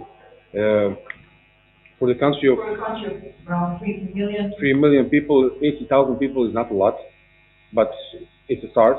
You know, this is our first year, and we hope it will do better in 2017. So I think we had a very good impact for this year. You know, this kind of tool is really not that easy to present to people, and we try it on social media, and I encourage all of you to present, all of you from Bosnia and Herzegovina, present it on your social media accounts. Quickly mention that we're very well, we have 3 million people. Right now we have 100,000 unique visitors, spending an average of 3 minutes on that website. We had an outdoor advertising campaign, we had a media advertising campaign. So in fact, our reach is higher than the numbers. And as evidence of that, Lithuania is the only country in Eurobarometer surveys where taxation shows up as one of the 3 most important issues facing our country. Basically, you know, if we have this question, what is the most important issue, Lithuania is the only one that mentions taxation as top 3. far away from this region, but I guess we can find something lively when we talk about it. Yeah, absolutely. I know you guys are all hungry, so I will try to be short and concise as much as I can. Just a quick brief about what I do. I work independently. I'm a technologist and a policy professional, and I like to play at the intersection and the nexus between technology and policy. And my mandate is that I try to build tools that help to empower the average citizen and bring them closer to face certain governance problems. Just building on what you said, Addis, I think it's crucially important to shift the narrative more of from educating citizens on the taxes they pay to also understanding, by and large, the government spending and the government budgeting in general. Can I have my presentation somewhere? Yeah? No worries, we'll have a lot of fun so you can do that. So I think it's crucially important to address those questions, because without actually looking at the larger problem and the larger picture, it's very hard for citizens to get an insight into where is the gap, right? If you only know how much of your taxes goes to certain areas of spending, government spending, without actually understanding what the government budget looks like, you just don't have the full potential to understand and interact with the government challenges when it comes to budgeting. So in doing so, I want to address three major questions very quickly: one why, one how, what, and finally how. So the first question, and again, looking at the meta-narrative of this problem, is why is it important for citizens to have access to these kind of data? And anyone who works in the knowledge management domain would agree. Like screen. Can someone run it with me? I just need. Yeah. So if we go down a little bit to this pyramid, anyone who works in the knowledge management domain would probably be familiar with this data, information, knowledge, wisdom hierarchy. While it really is focused on organizational management, I think it also applies to countries and citizens. So without really access to data, data in itself doesn't have value. It's raw, and there's no significance of this data apart from its existence. But when you start labeling data and when you start analyzing data, they become information. And when you pose the right questions and when you start to observe patterns, these information become knowledge, and hopefully this knowledge will translate into collective wisdom at the end. So really, the pyramid of change that someone would like to call it really starts from the bottom with access to data. So any work that does not start with giving citizens the power to start from data is just not going to get there. You're not going to get to a collective wisdom without people starting playing with data and understanding what's going on. Yeah, I think it's working now. So the second question that we run into is, what is the problem? Once people have access to this data, now people have access to financial data, but what is the problem with explaining budgets in general? And unless you're a chartered accountant or a CFO or someone who really enjoys numbers, numbers are really, really boring for a lot of the average citizen. For them, getting into something as complicated as a government budget, right, is something that's inherently boring and irrelevant. Also, using so many technical jargon within the technical documents that describe budgets makes it too hard for people, makes a barrier for entry for the average citizen to engage with budgets. And from there, the question is, how can we make budgets more transparent and open? And to me, transparency and openness are quite two different things. So a government needs to be transparent first, and then it can be open. Transparency is about the government's obligation to share information with citizens, and this can actually be affected by lobbying, advocacy, legislation. If you have in place the needed legislation, this can absolutely make government transparent. And also the public pressure from citizens can actually impact the government conduct. But openness is something that does transcend transparency. Because to be open, you just don't need to have access to data, but this data needs to be accessed and reused in a way that is catered for copying, sharing, alteration, to be analyzed and visually represented in other formats. So it's really about being able to build on the top of what government can offer you. And this starts by governments actually publishing their data in a way that other people can use, specifically other computers can use. And from there, I want to introduce you to the exercise we did in Egypt, which is called Muwazna. Muwazna in Arabic is budget, and it was actually an attempt to make government budget available to everyone. And in this attempt, we didn't really focus on, the details of the budget. It started from a pain point that I personally faced, which is I look at myself and the people I worked with as people who have had relatively some decent education. And when you ask me, where's our money coming from and where it's being spent, I have absolutely no clue. So it started with a basic problem, personal problem. So I asked myself, is it lack of data, or is it that data is actually there, but we don't really understand it? And for my luck, it was the first year that the government has actually published a PDF. The Ministry of Foreign Finance has published a 160-page long document that reflects the government budget. So we started from there, and I asked myself the question, as an average citizen, what are the things that are really important and crucial for me to understand? Out of all these 160-page journey, what are really the things that I want to take away with me and I want to share with other people? So we did that, and we started from here, going all through the 160-page long document and focused on the big picture. If you open the website, you would get a simple interface that first of all shows you the bigger picture, where is the money coming from and where it's being spent. And just by looking at this slide for 30 seconds, you would get an insight about three at least major problems in the Egyptian budget in 2015, which is that we pay more than 25% of our budget goes to interests. So not really paying any debts at all, but quarter of our budget in 2015 goes to just paying interest on debt. And that is a huge thing. I never understood that until I actually saw it. And then another 25% goes to wages and payroll.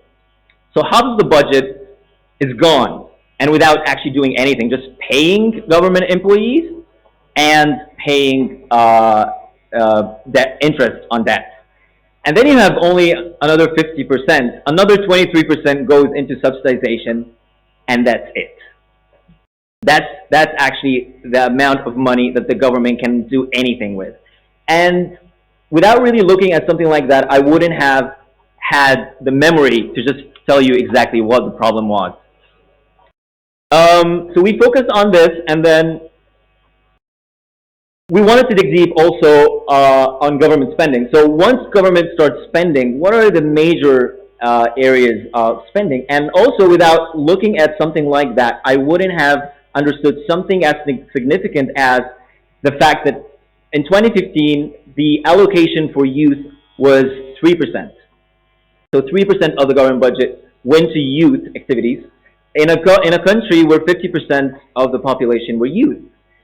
So you wouldn't really also get the size of this problem unless you look at something like that. We also wanted to educate people on where does the investment go geographically.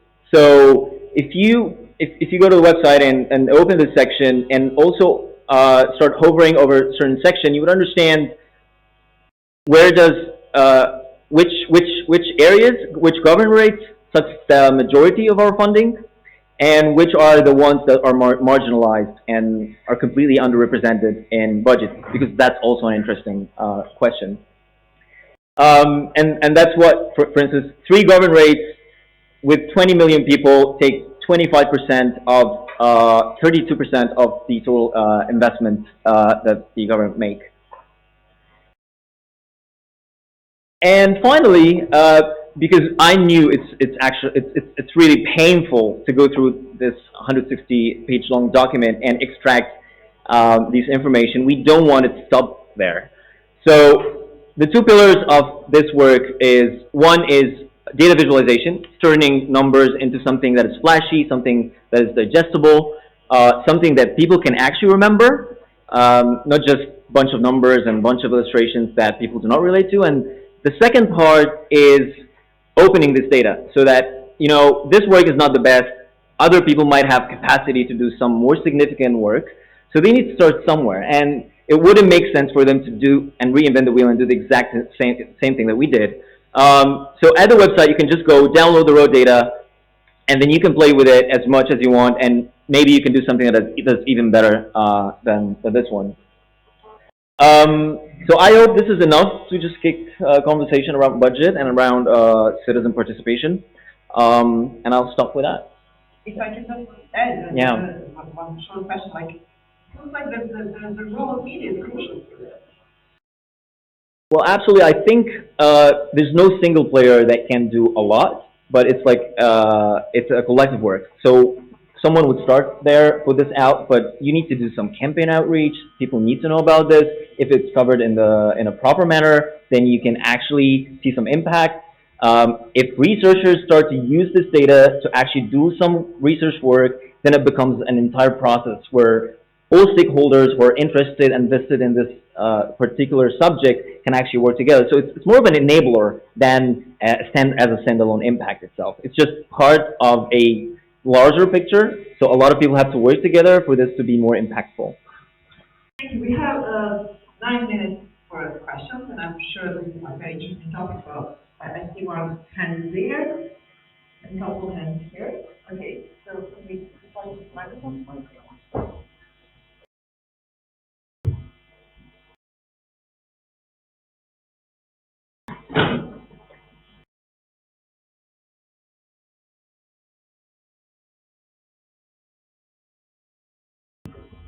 My name is Basma Habib. I'm from Iraq. My question is, you mentioned that it's very important to educate citizens about how he's paying the tax. My question is, like, I think it's not easy to do so. Like, it's not only this responsibility. It's not only for civil society organization. It could be with cooperating with other parts. I think, as you know, in our countries, there is political parties. They have control almost for everything. So it could be cooperating. For example, I'm not sure. Maybe we can't find another option, but it could be coordinated between civil society organization and opposite political party. So they will take responsibility of giving the final vision of the information or the data that we are looking for about the budget, or how the final calculator. This one. The other question is about the educating citizen to be a part of this huge job. I think it's not realistic. I'm not sure, because it's a very difficult, especially we have too many uneducated people that cannot use computer or cannot be part of this technology system. So how you will deal with that also? Thank you. Can we take immediately 2 more questions, and then, because we don't have that time, so one here and one. Thank you. Actually, I would just like to add a commentary. Firstly, hello to everybody. My name is Predrag. I represent Serbia's surf organization, NGO called Taxbusters. We won a competition, Balkan competition this year in Zagreb called Minister Data. And our solution was to provide Serbia's first web platform that would deal with creative use of open data regarding tax laws. So currently we're developing a platform that deals with open taxes. Since I work for the local tax administration in one area, and I'm obviously an NGO guy in the other, I would just like to mention and to re-advocate for the nexus and for the engagement of professionals in different areas, and their need to engage in this kind of debate and work in the field of apps that would effectively communicate with the citizens, because besides the open text that we're currently developing, we are working on fiscal transparency. It's called fiscal transparency in your city. The idea is to educate the citizens about the ways that the local governments are spending our money. But in order for this to be exceptionally useful, we need to have people who are professionals. Basically, these are not things that are open and that everybody is knowledgeable of. So basically, we need to try to engage as many people as possible. I work for the local administration, and from my point of view, I know the level of intolerance from the local level government officials. So we need to work with them, effectively with us, in order to get the best results possible. Thank you. One more question. Good day. I'm Martin Keegan. I set up something called the Open Knowledge Foundation and ran its open spending project. Many years ago, I spoke at the First Point conference presenting a thing where you type in how much you earn and it tells you how much the government is spending. And the gentleman here, Amr, has said, don't reinvent the wheel. I think the wheel sometimes should be reinvented, but we get, I've been going to conferences around Europe for 10 years, and these projects, I've run some of them myself, keep being created. This is the first group I've seen that is talking about advocacy and impact and working together. It's extremely encouraging to hear actual statistics on impact. But I use a project we did in Bosnia in 2014 as an example of a non-sustainable project that failed. You go to the website, it no longer works. You can see, what's the service gets spent on national goods in 2014, but not 2015, 2016. What would you do to make the connection between the technology and advocacy work, and how would you do that sustainably? How do you get the professional interests to work together in a useful way? Thank you. Okay, we have like 3 minutes for answers. I have a question over here. Sorry? Hello? Yeah. I have a question over here, yes. Quick question to the panel. Did you face any problems from the government publishing such data online? Thank you. Please, who wants to go? No. Yeah, there's some government people who are unhappy and yada yada yada, but whatever. Doesn't matter if it's Iraq, Lithuania, or United States. There will always be haters, so don't worry about that. You had an excellent question. If an opposition party takes it up, well, I'd say even better. Do not attempt to create these things to live in a vacuum and no one touches them. If someone wants to take them, fine, even better. You mentioned about you having a lot of uneducated people. Well, don't worry about it. There are many uneducated people in all parts of the world.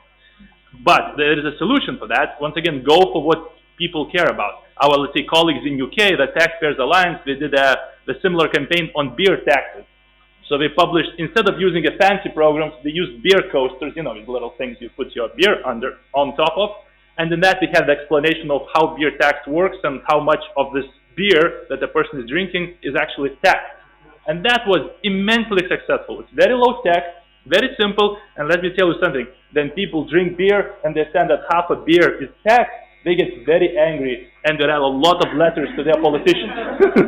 And that worked perfect. You can find a product that people love and that is taxed, and you don't even need a tax calculator. Just put a sticker, half of your milk, whatever, is VAT. Your point, of course, this is creative destruction. There will be groups who will be reinventing the wheels. There will be groups who will be cooperating. My sort of advice to you, if you can buy something which is already created and adapted, do it. It's going to be more costly for you to reinvent the wheel. Reinventing the wheel is very, very costly enterprise. Just a quick intervention.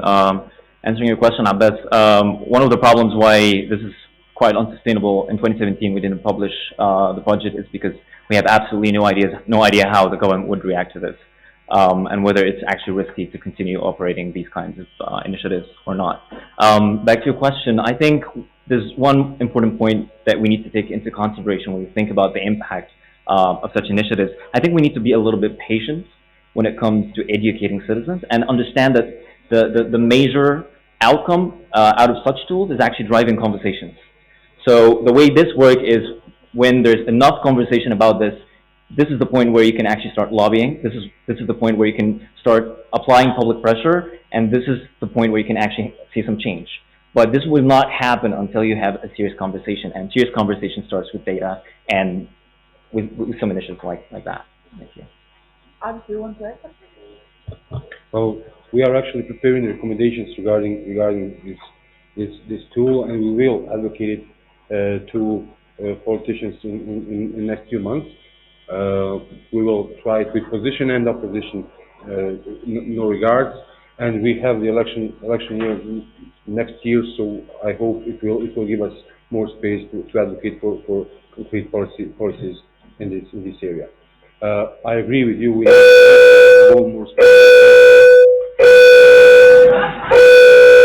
okay, more specialists and more people with knowledge. We need to include also the people from tax authorities to work with us. We had a great cooperation with tax authorities, although we did wait a lot of time because those are really slow organizations, but we had a good cooperation with them. We still didn't have any consequences regarding publishing the tool. I don't know if there will be any in the future, but I certainly hope not. Thank you very much. I see more hands in the air, but I'm sorry we don't have a time. And the next session is very interesting, so please stay with us. And thank you to all our speakers, and thanks to everybody.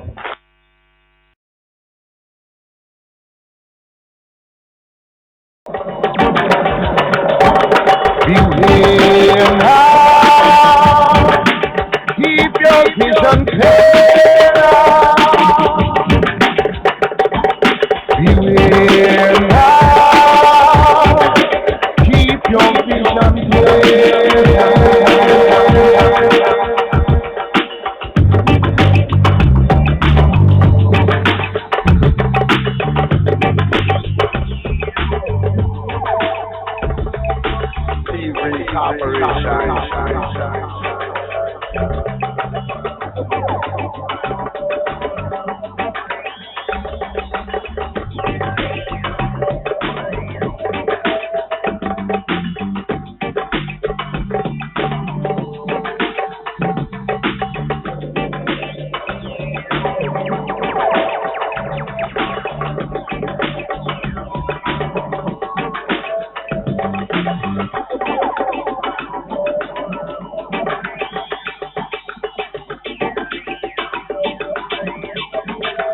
Keep your vision clear now.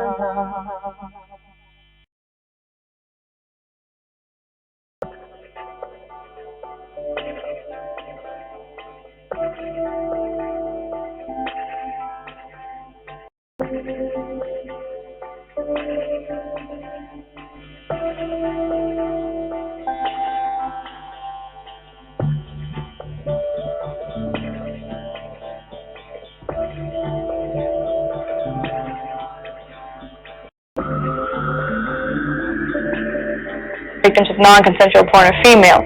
But here's what you might not know. Most of those men knew those pictures were posted against my will, and my humiliation was part of their thrill. I wish that I could say that the abuse ended that day, or that week, or that month, but years later I'm still being harassed. I sent an email to a site that was profiting off some of the pictures, pleading that they remove them. This was their reply. This was the turning point where I realized this wasn't just about me. This was about hatred of women. Here was a porn site where tons of pictures were being constantly posted, never with the permission of the women in them. Many people have said that these women shouldn't have taken the pictures in the first place, that our behavior is the problem. But you don't end misogyny by limiting women's rights to expression and privacy. The issue of hacked photos is part of a larger problem with our relationship to consent. Creep shots on public transport, catcalling on the street, the shocking rates of assault on U.S. college campuses. None of these women agree to a sexual situation. But again, to many others, this is part of the allure. The more I understood how these things were related, the angrier I became. And I felt that my silence implied that I should be ashamed. So last year, I got in touch with the photographer Cecilia Budker, and we decided to take a new set of pictures. We both felt that so often photographs of women make them the object rather than the subject. Our project reverses this. It was important to me not to distance myself from my body, not to blame it for causing me this humiliation, and not to be cowed into denying my sexuality. I get why people think that this is counterintuitive, but I disagree. Consent is key. I did this. Just as rape and sex have nothing to do with each other, pictures shared with and without this consent are completely different things.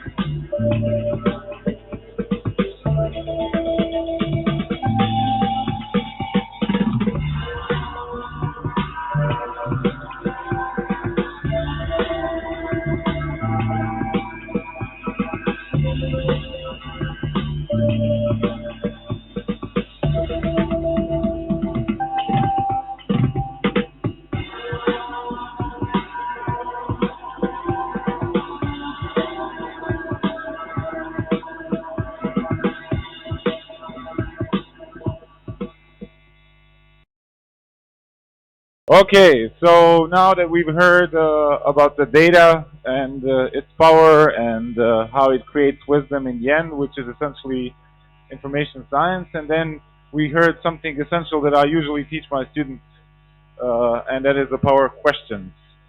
So we have a very powerful question for our next panel that will actually try to tell us how do we actually create this fake news of a young man from Żywice, south of Tuzla, did not harass juvenile girl he met on Facebook, to actually be true news. And in that effort, I will introduce now a feminist and an activist. A feminist, a very important group that I missed out from, activists, journalists, and librarians. Aida Spahic from PUC, and she will introduce the next panelist.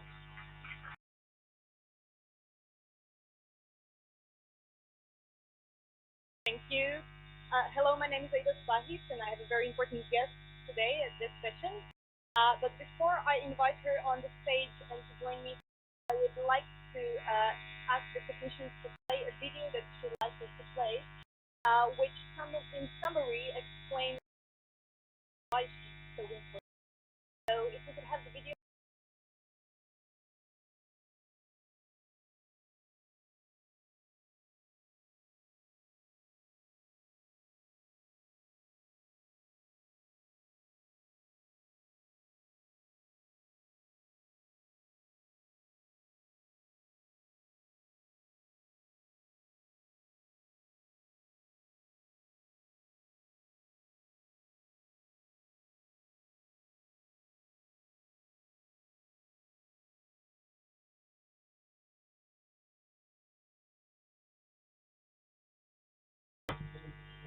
And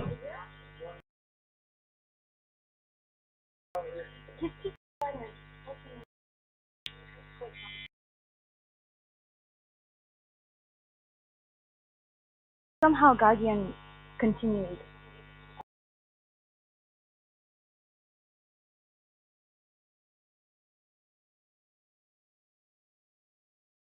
There.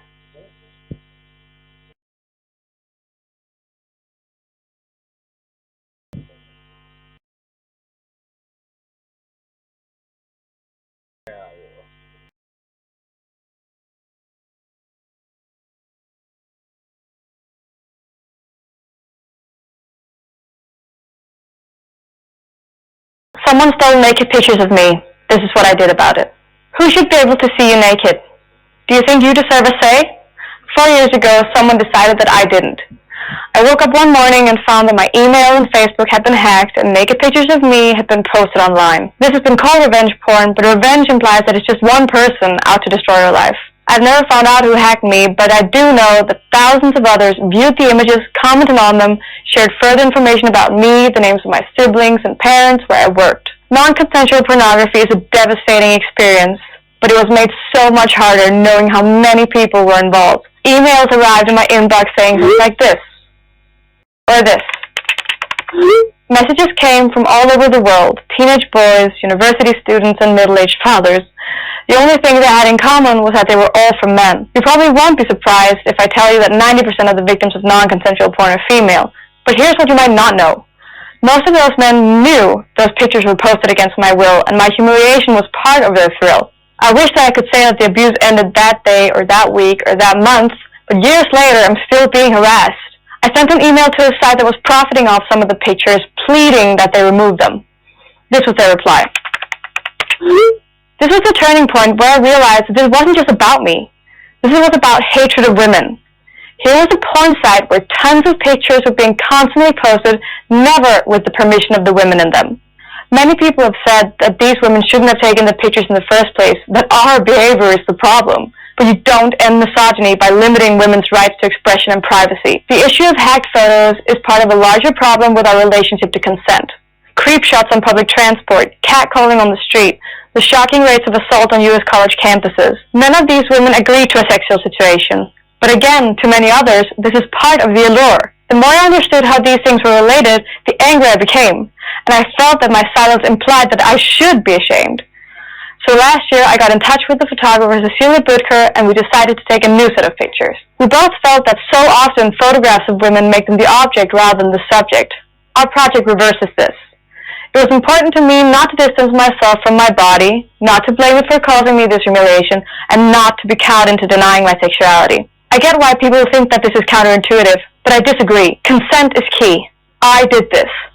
Just as rape and sex have nothing to do with each other, pictures shared with and without this consent are completely different things.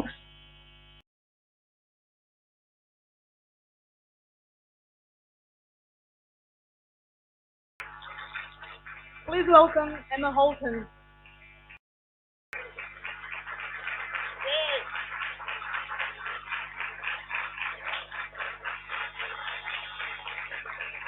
I hope.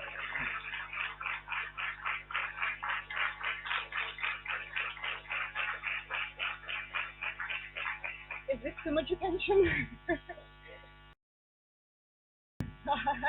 All right, we'll be sitting down. Just wanted to introduce her. She's here, and now we can take a seat and continue with the discussion. You want to stand? Okay, let's stand. So here she is, feminist, human rights activist Emma Holton, editor of Christian Magazine, leader and founder of Project Consent. Yes. There's so many questions for you. Today we have 42 minutes and 37 seconds. Let me start by asking you the first question. I was completely terrified when I read your biography with the fact that when something like that happens to a person, is it possible that we live in a civilization where people don't condemn that behavior of the trolls and all of the people who send you emails? And we basically cheer for violence against women on the internet. Yeah. It's not the same to be violated on the internet as a man, as a woman, and it's quite clear. I mean, internet is becoming now the most blatant portrayal of misogyny, of the open hate against women and against our bodies. Yeah. Tell us your experience. I think what was interesting for me was that when this happened to me in 2011, when I just turned 20, I was not a feminist before this happened. I was living in Denmark, which always, ranks very high on measures of equality, and I was like, I don't need feminism. I'm a strong woman. I don't need this. Like, this is not an issue anymore. And then I was a victim of this, and I was very, very surprised by the misogyny that was happening online, which seemed to be kind of invisible in real life. And it seemed that online opinions on women's and women's rights were kind of showing their true selves, that we had been very successful in making it politically incorrect to be a sexist. But then as soon as you are anonymous, as soon as you can't be held accountable for what you say, suddenly it bubbles up, right? We've seen the same things with racism, with LGBTQ issues. And it was a very, very big shock to me. And I think for me, what's been very interesting in trying to understand this is, is the internet worse than real life? Like, is it just the awful people speaking there, or is what we're seeing on the internet actually an expression of people's true opinions? And I'm still on the fence on that. But I think what has become apparent to me, and what became apparent there, was that sexism is a much more difficult system to understand than I first thought. I was aware that, that there are people who are sexist, But the fact that, as I talked about in the video, the very different people who participated in this, in Danish society, we have this idea that, you know, sexists are poor people and Muslims. It's not middle-class people, it's not rich people, it's not people with children, it's poor people and Muslims who make sexism a problem.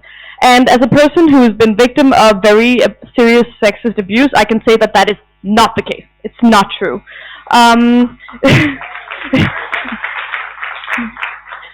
I think that is what is taboo, is talking about the sexism in the elite, sexism in higher levels of society, and that's also what makes people the most angry to talk about. And I mean, something that has been done in private is that we don't have the right to a private life anymore, and we're always on our social camera or video camera. So there is no privacy anymore. How do we protect it with the internet? I was wondering what the legislation does in Denmark, because we've been fighting to introduce hate crime and hate speech into the criminal codes, and I mean, it's a long story. So what do you do when that happens to you? Do you have a channel to report it to? What is the police doing something? Is there a way to find out who the perpetrator is? I think there are two parts to this question. I think, first of all, I know that there are a lot of people here who work in the area of privacy, so I'm going to focus a little on that first. The word private is a hugely political word. It is never ever defined. There is this idea that we are all agreeing on what private life is, and then, you know, Facebook and our governments and other, big conglomerates of platform makers have this idea, okay, sex is private, filming you is private, stuff like that. But what we fail to acknowledge is that privacy is about consent, right? We all have different boundaries for what we think should be private. For example, for a trans person, the gender that you were assigned maybe is very private. If you're a gay person, your status as a gay person might be very private for you if you live in a place where that is not fully accepted. We all have very different limits. And what I see now is that platforms like especially Facebook is making it seem as if when they say we respect your privacy, they're making it seem as if we all agree on what's private, that we all know that. And what happens is that they abuse the fact that there is no agreement. So when you actually talk to people, like for example, the exhibition out here by the Share Lab is very informative in this regard. When you inform people, do you know that they can record you on your microphone without you knowing? They're like, I don't want that. But no one really knows because they say we respect your privacy, and then you don't have to describe what privacy is. So you don't have, it's not that you don't have the right to privacy, you don't have the right to consent. And I think that was why consent for me was such an important word to introduce in this regard, because people think that they have privacy, but they know that they don't have the right to consent. Regarding laws and what type of institutions are going to take care of this, I think this is very similar to privacy activism in other regards, that as individuals and citizens, we're all kind of caught in between a government that wants to surveil us, and we're caught between companies that want to surveil us, and they all want our information, but none of them want to take care of us. None of them want to protect our rights. So they kind of just farm everything about us, and then when their platforms or their countries or their citizens are abusing us, they leave us. And that's been a huge issue with the revenge porn and non-consensual pornography, is to ask, what institution's responsibility is this?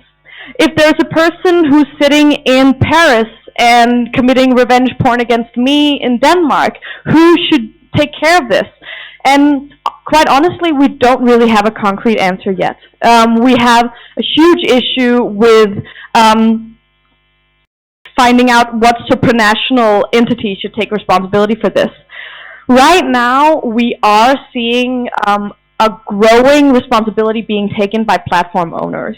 So when I was a victim of this in 2011, like that does not seem like a long time ago, but as you all know, in internet years, that's like 50 years. And if some of the things that are in place today had been in place back then, my experience would have been different. For example, I assume that not everyone here is a huge fan of that law, but the EU law called the right to be forgotten, which is the right to have Google results removed related to your name. That is a hugely problematic law. It has all sorts of problems regarding transparency, for example. But for a person like me, that's the kind of law that saves a life, right? That's the kind of law that makes sure that I can apply for a job in a regular way, that I can, you know, go on dates, have a regular social life, all these types of things. So we need to start thinking in that regard. How can we reintroduce the idea of consent online? Also, we're seeing that nation states are starting to take more responsibility. We've seen, for example, both in Britain and in Denmark and in Sweden, we now have specific laws for what's called sexual assaults or sexual violations online, which is both having pictures or videos shared without your consent, but also covers being filmed and photographed without your consent, which unfortunately we're seeing a lot in the younger generations, that people are getting filmed while having sex without knowing it, for example. And they're starting to be much better at prosecuting those types of things. And I think what's difficult there, and this is where we need, as victims, we need very much the help of the tech community, is how can we develop a way where we can make it possible for nation states to prosecute and find violators on the internet without violating everyone's privacy? Because what I'm seeing, unfortunately, is that politicians are using people like me to justify more surveillance. They're saying, you know, look at revenge porn, that's awful. Don't you think that people shouldn't be allowed to post on 4chan anonymously? People shouldn't be allowed to use Mastodon. People shouldn't be allowed to use Signal or Telegraph and all these types of things because of revenge porn. And I think that the privacy community and the tech community have a big responsibility here in providing different options, right? And making sure that I can be protected without us granting nation states and surveillors much more rights. And I think that is a very difficult place we're in right now, because they're using me as an excuse to surveil all of you more. I'm sorry. So we have to get in there and provide tools that are different. So that's the thing, but also what we've been seeing in Denmark, actually inspired from Britain, is that the government has made helplines.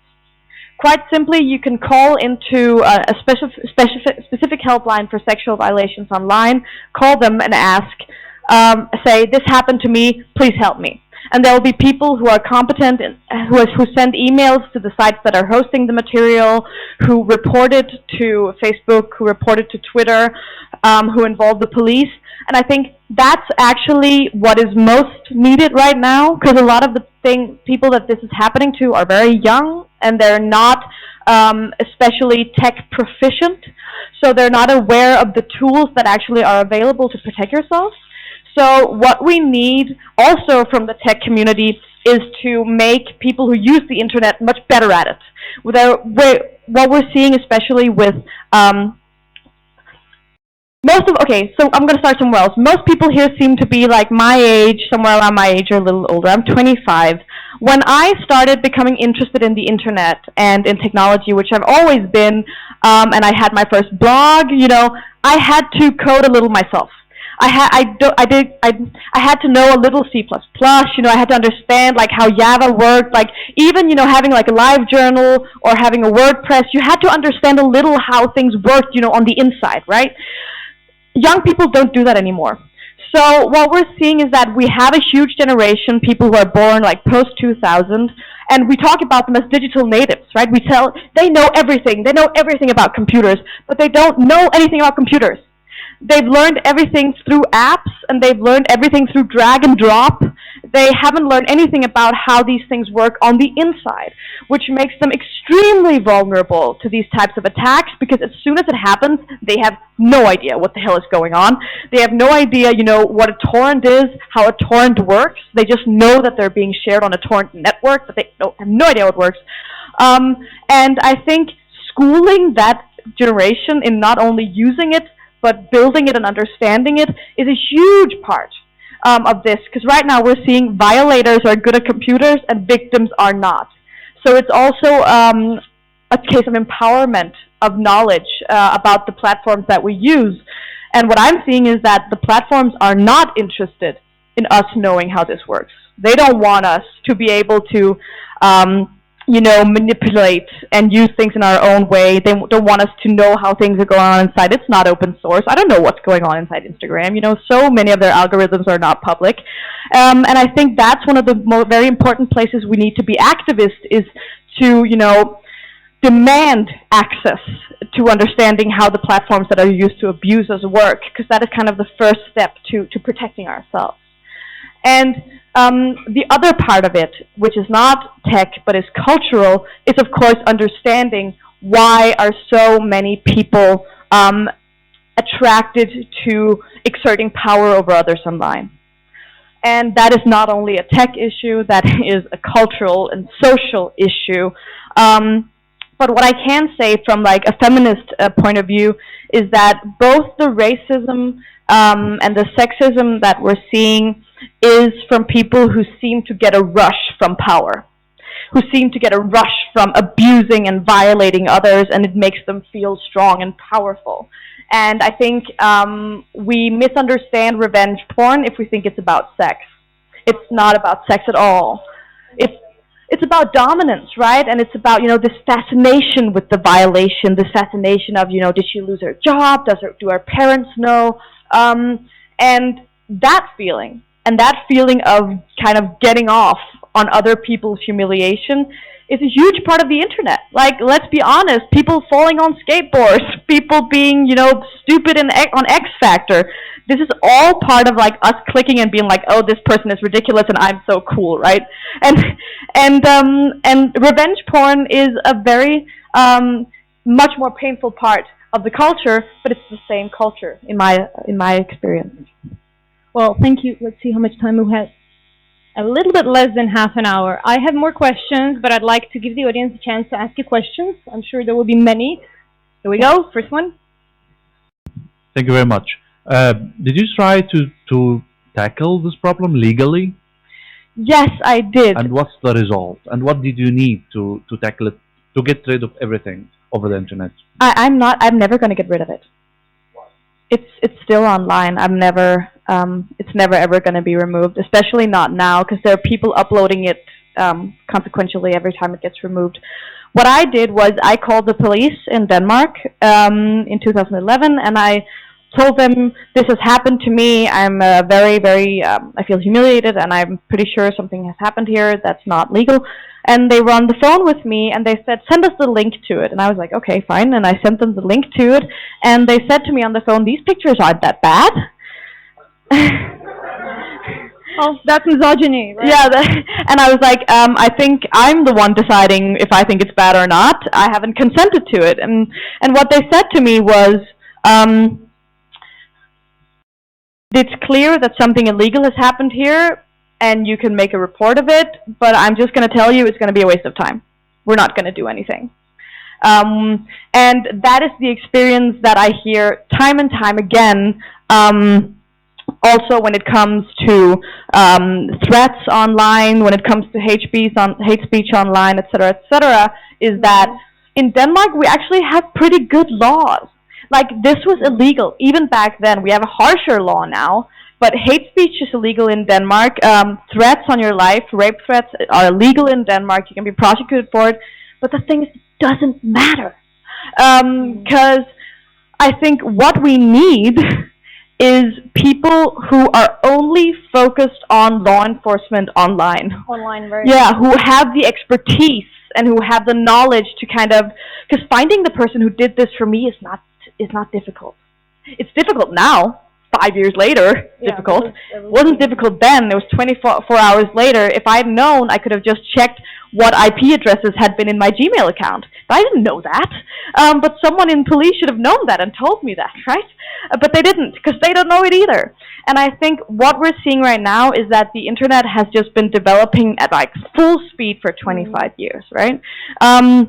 And there has been like, oh, like this is gonna revolutionize democracy, and now everyone can talk freely, and there's gonna be no bad consequences of this, and everything is gonna be so beautiful.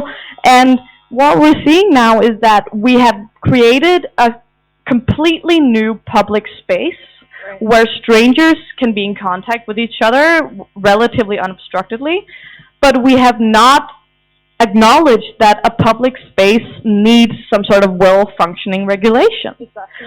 And it needs regulation that protects citizens' rights, that protects the principal rights of freedom of speech, but also protects your right to not be threatened, for example. And the thing is, and I think the sole reason that this is not a focus point is not necessarily that governments don't acknowledge that this is a problem, it's because it costs money. It costs money to educate police officers on knowing these things. And there is, for some reason, and this is a huge part of my activism, this idea, especially from people who are in older generations than me, that the internet isn't real life. That what happens there does not impact my actual real life safety, that it doesn't impact my actual real life work possibilities, but as everyone here knows, the internet is real life. For many of us, it's most of our life, sadly. And I think we're getting to the point where we're seeing the internet as a public space, but it's taking a while. It's taking a long while. And it will take a long time. It will take a long time, and I think, especially for us here in Europe and us who are not in America, it's a huge Americanization of our public space. And I think if we want to look at where a lot of the misogyny and a lot of the fear of nudity, a lot of the fear of, you know, the nipple and everything, it's a very American view of the body that kind of rules these spaces and rules this language. And I think that is very, very important. And I think we have some cultural work to do there. A lot of cultural work. I saw your hand first, then the second one, and then the here. Can you get a mic, please? Oh, I will need this mic, so it's Hi, thank you. That was absolutely amazing. I will give the mic to, gender balance. Let's do the gender balance. So my question is whether there was anybody who was helpful for you in your case on the personal level, but also whether there was any institution or at least a person who really wanted to help you but couldn't because of the very loopy legal system. What was helpful in this very difficult and kind of helpless situation? If there was any. No, I forget them, and then I keep the answer short. I think what was the most helpful for me were the people who did not participate in it and who did not see my value as lessened by it. The thing is, crime happens. You know, crime happens in real life. Crime is going to continue to happen on the internet. Like, that's the reality of the world, and it can happen to anyone. And this is going to continue to happen even if, you know, I become the supreme ruler of the universe. This will continue to happen. And what we need is actually a change of relationship with people who are victims of this. The people who said to me, my opinion of you haven't changed. Like, more of those people. Like, so I could live a normal life. Like, I haven't done any harm to anyone. I haven't done anything illegal. I haven't harassed another person. I took a naked picture of myself. Like, big deal. Like, I haven't done anything bad. And what was surprising to me were how many people thought that drastically changed their view of me as a person, my value as a thinking, living being. So we can also, not as victims, but as people who are not victims, you're the people who have the power to change my life. Like, as soon as you sit down and say, I don't look down on revenge porn victims, and I don't consume the images, and I don't share them, you have done huge amounts to change the reality that I live in. So I think the people who did the most for me were just the people who kept on living their lives. Like it was nothing. And it seems simple, but for a lot of people, it was very hard. Yeah.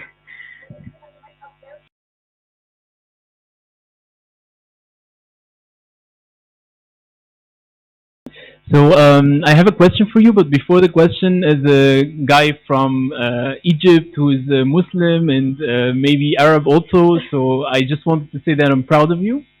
And I Thank hope you. that a lot of girls would do the same thing and have the courage to speak and talk about this and improve the situation. My question is, in Denmark, you have a government who can actually help you, kind of. But in countries like Egypt, sometimes the government abuses the privacy of people for the sake of, like, if you're in opposition, then they would say, okay, keep talking, and then I will bring some pictures of you online, like things like that. How can we, in your opinion, how can we protect people from government as well, not only from hackers and so on? I think this is a hugely important question. I talked about before how, as individuals, we're kind of in a sandwich between the government and these huge corporations, and none of them really have our best interests at the heart. And I think that's why it's really important to talk about issues like revenge porn as civil society issues. A lot of times I'm asked about, laws and, how do we punish these bastards, and like, you must be so angry, and I am angry, but I'm also not a big fan of throwing people in prison. I don't think that it solves a lot of problems. So I think this is where, and I think that's what I was getting at with educating youth on tech issues, is having them see their technological space as a political space where they can have political opinions. I think a lot of people, especially my age, but also younger, because I talk a lot in schools in Denmark, and I'm actually a little bit worried about their relationship with the internet. It seems as if they see the internet as, this fun thing, but they see it also as a place where you can't change anything. I don't have any power over the internet. It's much bigger than me. We can't critique it. We can't, can we make a Facebook strike? No, that's impossible. And they look at people like me and say, I understand that what happened to you was painful, but I don't see any solution to it. So I think, especially in times that politically are as they are right now, where a lot of youth are feeling very misrepresented by their governments, I think is a really, really, really good time to start talking about a very classic feminist dictum, which is the personal is political. That the personal things that you experience in your life is something that you can have a political relationship with. So if you feel angry that Facebook is taking your private information, that's a political issue. If you feel angry that people are harassing you, that's a political issue that you can talk about. And a lot of people have a relationship with the internet as if it can't be changed. It seems like the way that people understand the internet now is that I remember when the first MacBooks started coming out, and they were known for you couldn't open them. You couldn't do your own work on them. You couldn't put in more RAM. You couldn't put in more gigs, anything, because just use it the way that it is. And using the terminal was hardly even possible.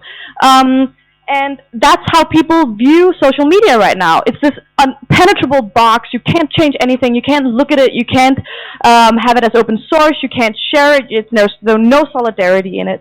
So there's been this very big disempowerment of users. And I think the first thing we can do to start to be critical of our governments is to make kids smarter than the government on tech, which is not difficult. It takes very, very little. So I think starting to have as a beginning point of our activism in all the different countries that we work is to always have an education platform as part of our activism. Whatever you're doing, always make sure that 10% of what you're doing is educating youth, not exactly on what you're doing, but how you're doing it. For example, in the graphs that are hanging out here, educate people on how you make those. Like, how do you make them? How do you make what we saw the Egyptian stats? Like, how do you make things look like that? How do you make? And so, how is a very, very important thing. It's a basic, it's a craftsmanship. We're learning the craftsmanship of what a computer is. When I'm at a school and I ask how many people here know what how a computer works, no one raises their hand. And that is a very, very big issue in terms of taking back our control of our public space. It's as if people, not knowing how a car works and driving around in it all day. So that's it for me. Knowledge, always. If my answers are too long, sorry. Okay. Are there any international groups of that work against those internet harassments, those cases that happen to be? Yes, there is something called the Cyber Civil Rights Initiative, which is an American-based initiative, but it's kind of opening up to a greater extent now. And they're very, very focused on the legal aspects of it. But also, I think we're starting to see actually civil society activist groups helping victims. We've seen this in Britain, in Sweden. It's huge that, you know, these tech people who kind of had enough of this bullshit were like, okay, I'm going to spend 2 hours every day helping these people. So that, you know, regular people who know stuff about this that you can contact. So that is kind of the direction we're going in right now. As I talked about before, governments always want to make laws. That's always their answer to everything, throw them in prison. And I think that what I would like to see from governments is much more education on your right to your own body, a person's right to consent. And that's what we're seeing very little of, solving this through cultural work instead of legal work. Because I don't want revenge, I just want peace, you know. So yeah, there are groups who are starting to get into it, but it still, unfortunately, is my main obstacle in my work is people saying it's my own fault. Like, that is the one greatest thing that's an issue for me, is people saying, you know, if you take a naked picture, you know these things happen, it's your own fault, you're naive, and what scares me about that opinion is that it inherently and implicitly says that privacy is not a right. Like, that's what it means. That is saying, you know, you can't expect anything to ever be private, and if you do, you're stupid. And I think we should be extremely wary of that argument and always counter it. But the thing that's interesting about it is that it's an argument that mostly shows itself when it has to do with young women and young women's sexuality. If someone had stolen my bank account numbers in my email, no one would have said, "Why do you have a bank account?"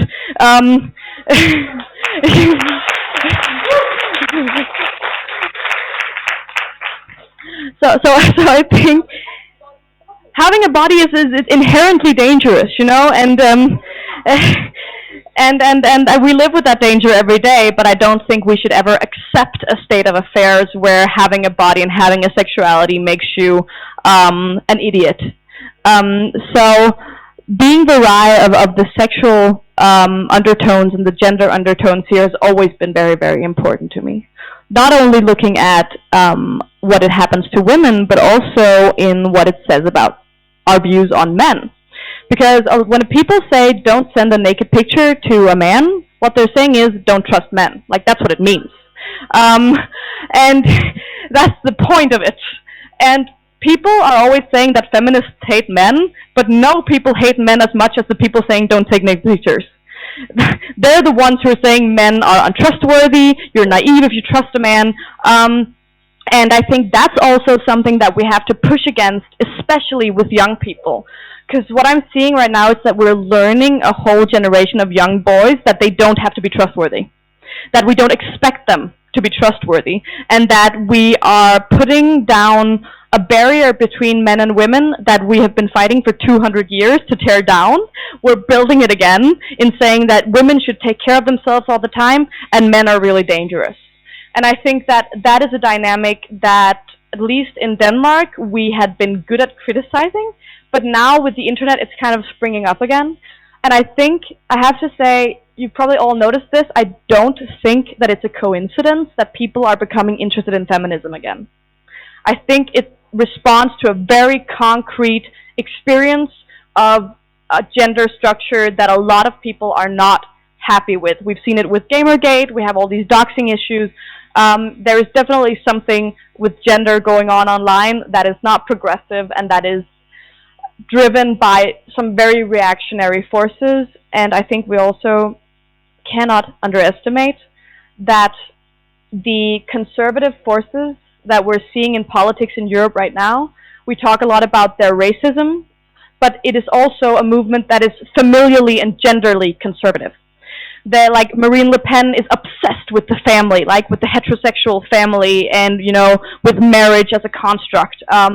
And as well, the Danish People's Party in Denmark are also like very into like classic gender roles, and that conservatism and the racism and xenophobia that it comes with has a gender issue also related to it, that imagines a different world before that was better. And I think as feminists, as tech-interested people, as progressives, we have to kind of very strongly argue against that and never like fall into the trap of things were better before. Like, I don't want to return ever to anything that was before. And I don't want to return to a different journalism. I don't want to return to a different nation state. I don't want to return. We have to like always have our language pointing forward. It was not better before.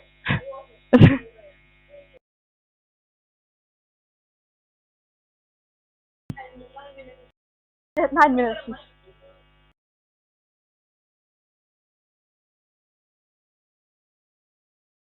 No, sir. I'm Salim Ghaleb. I'm from Tunisia. I'm a civil society activist.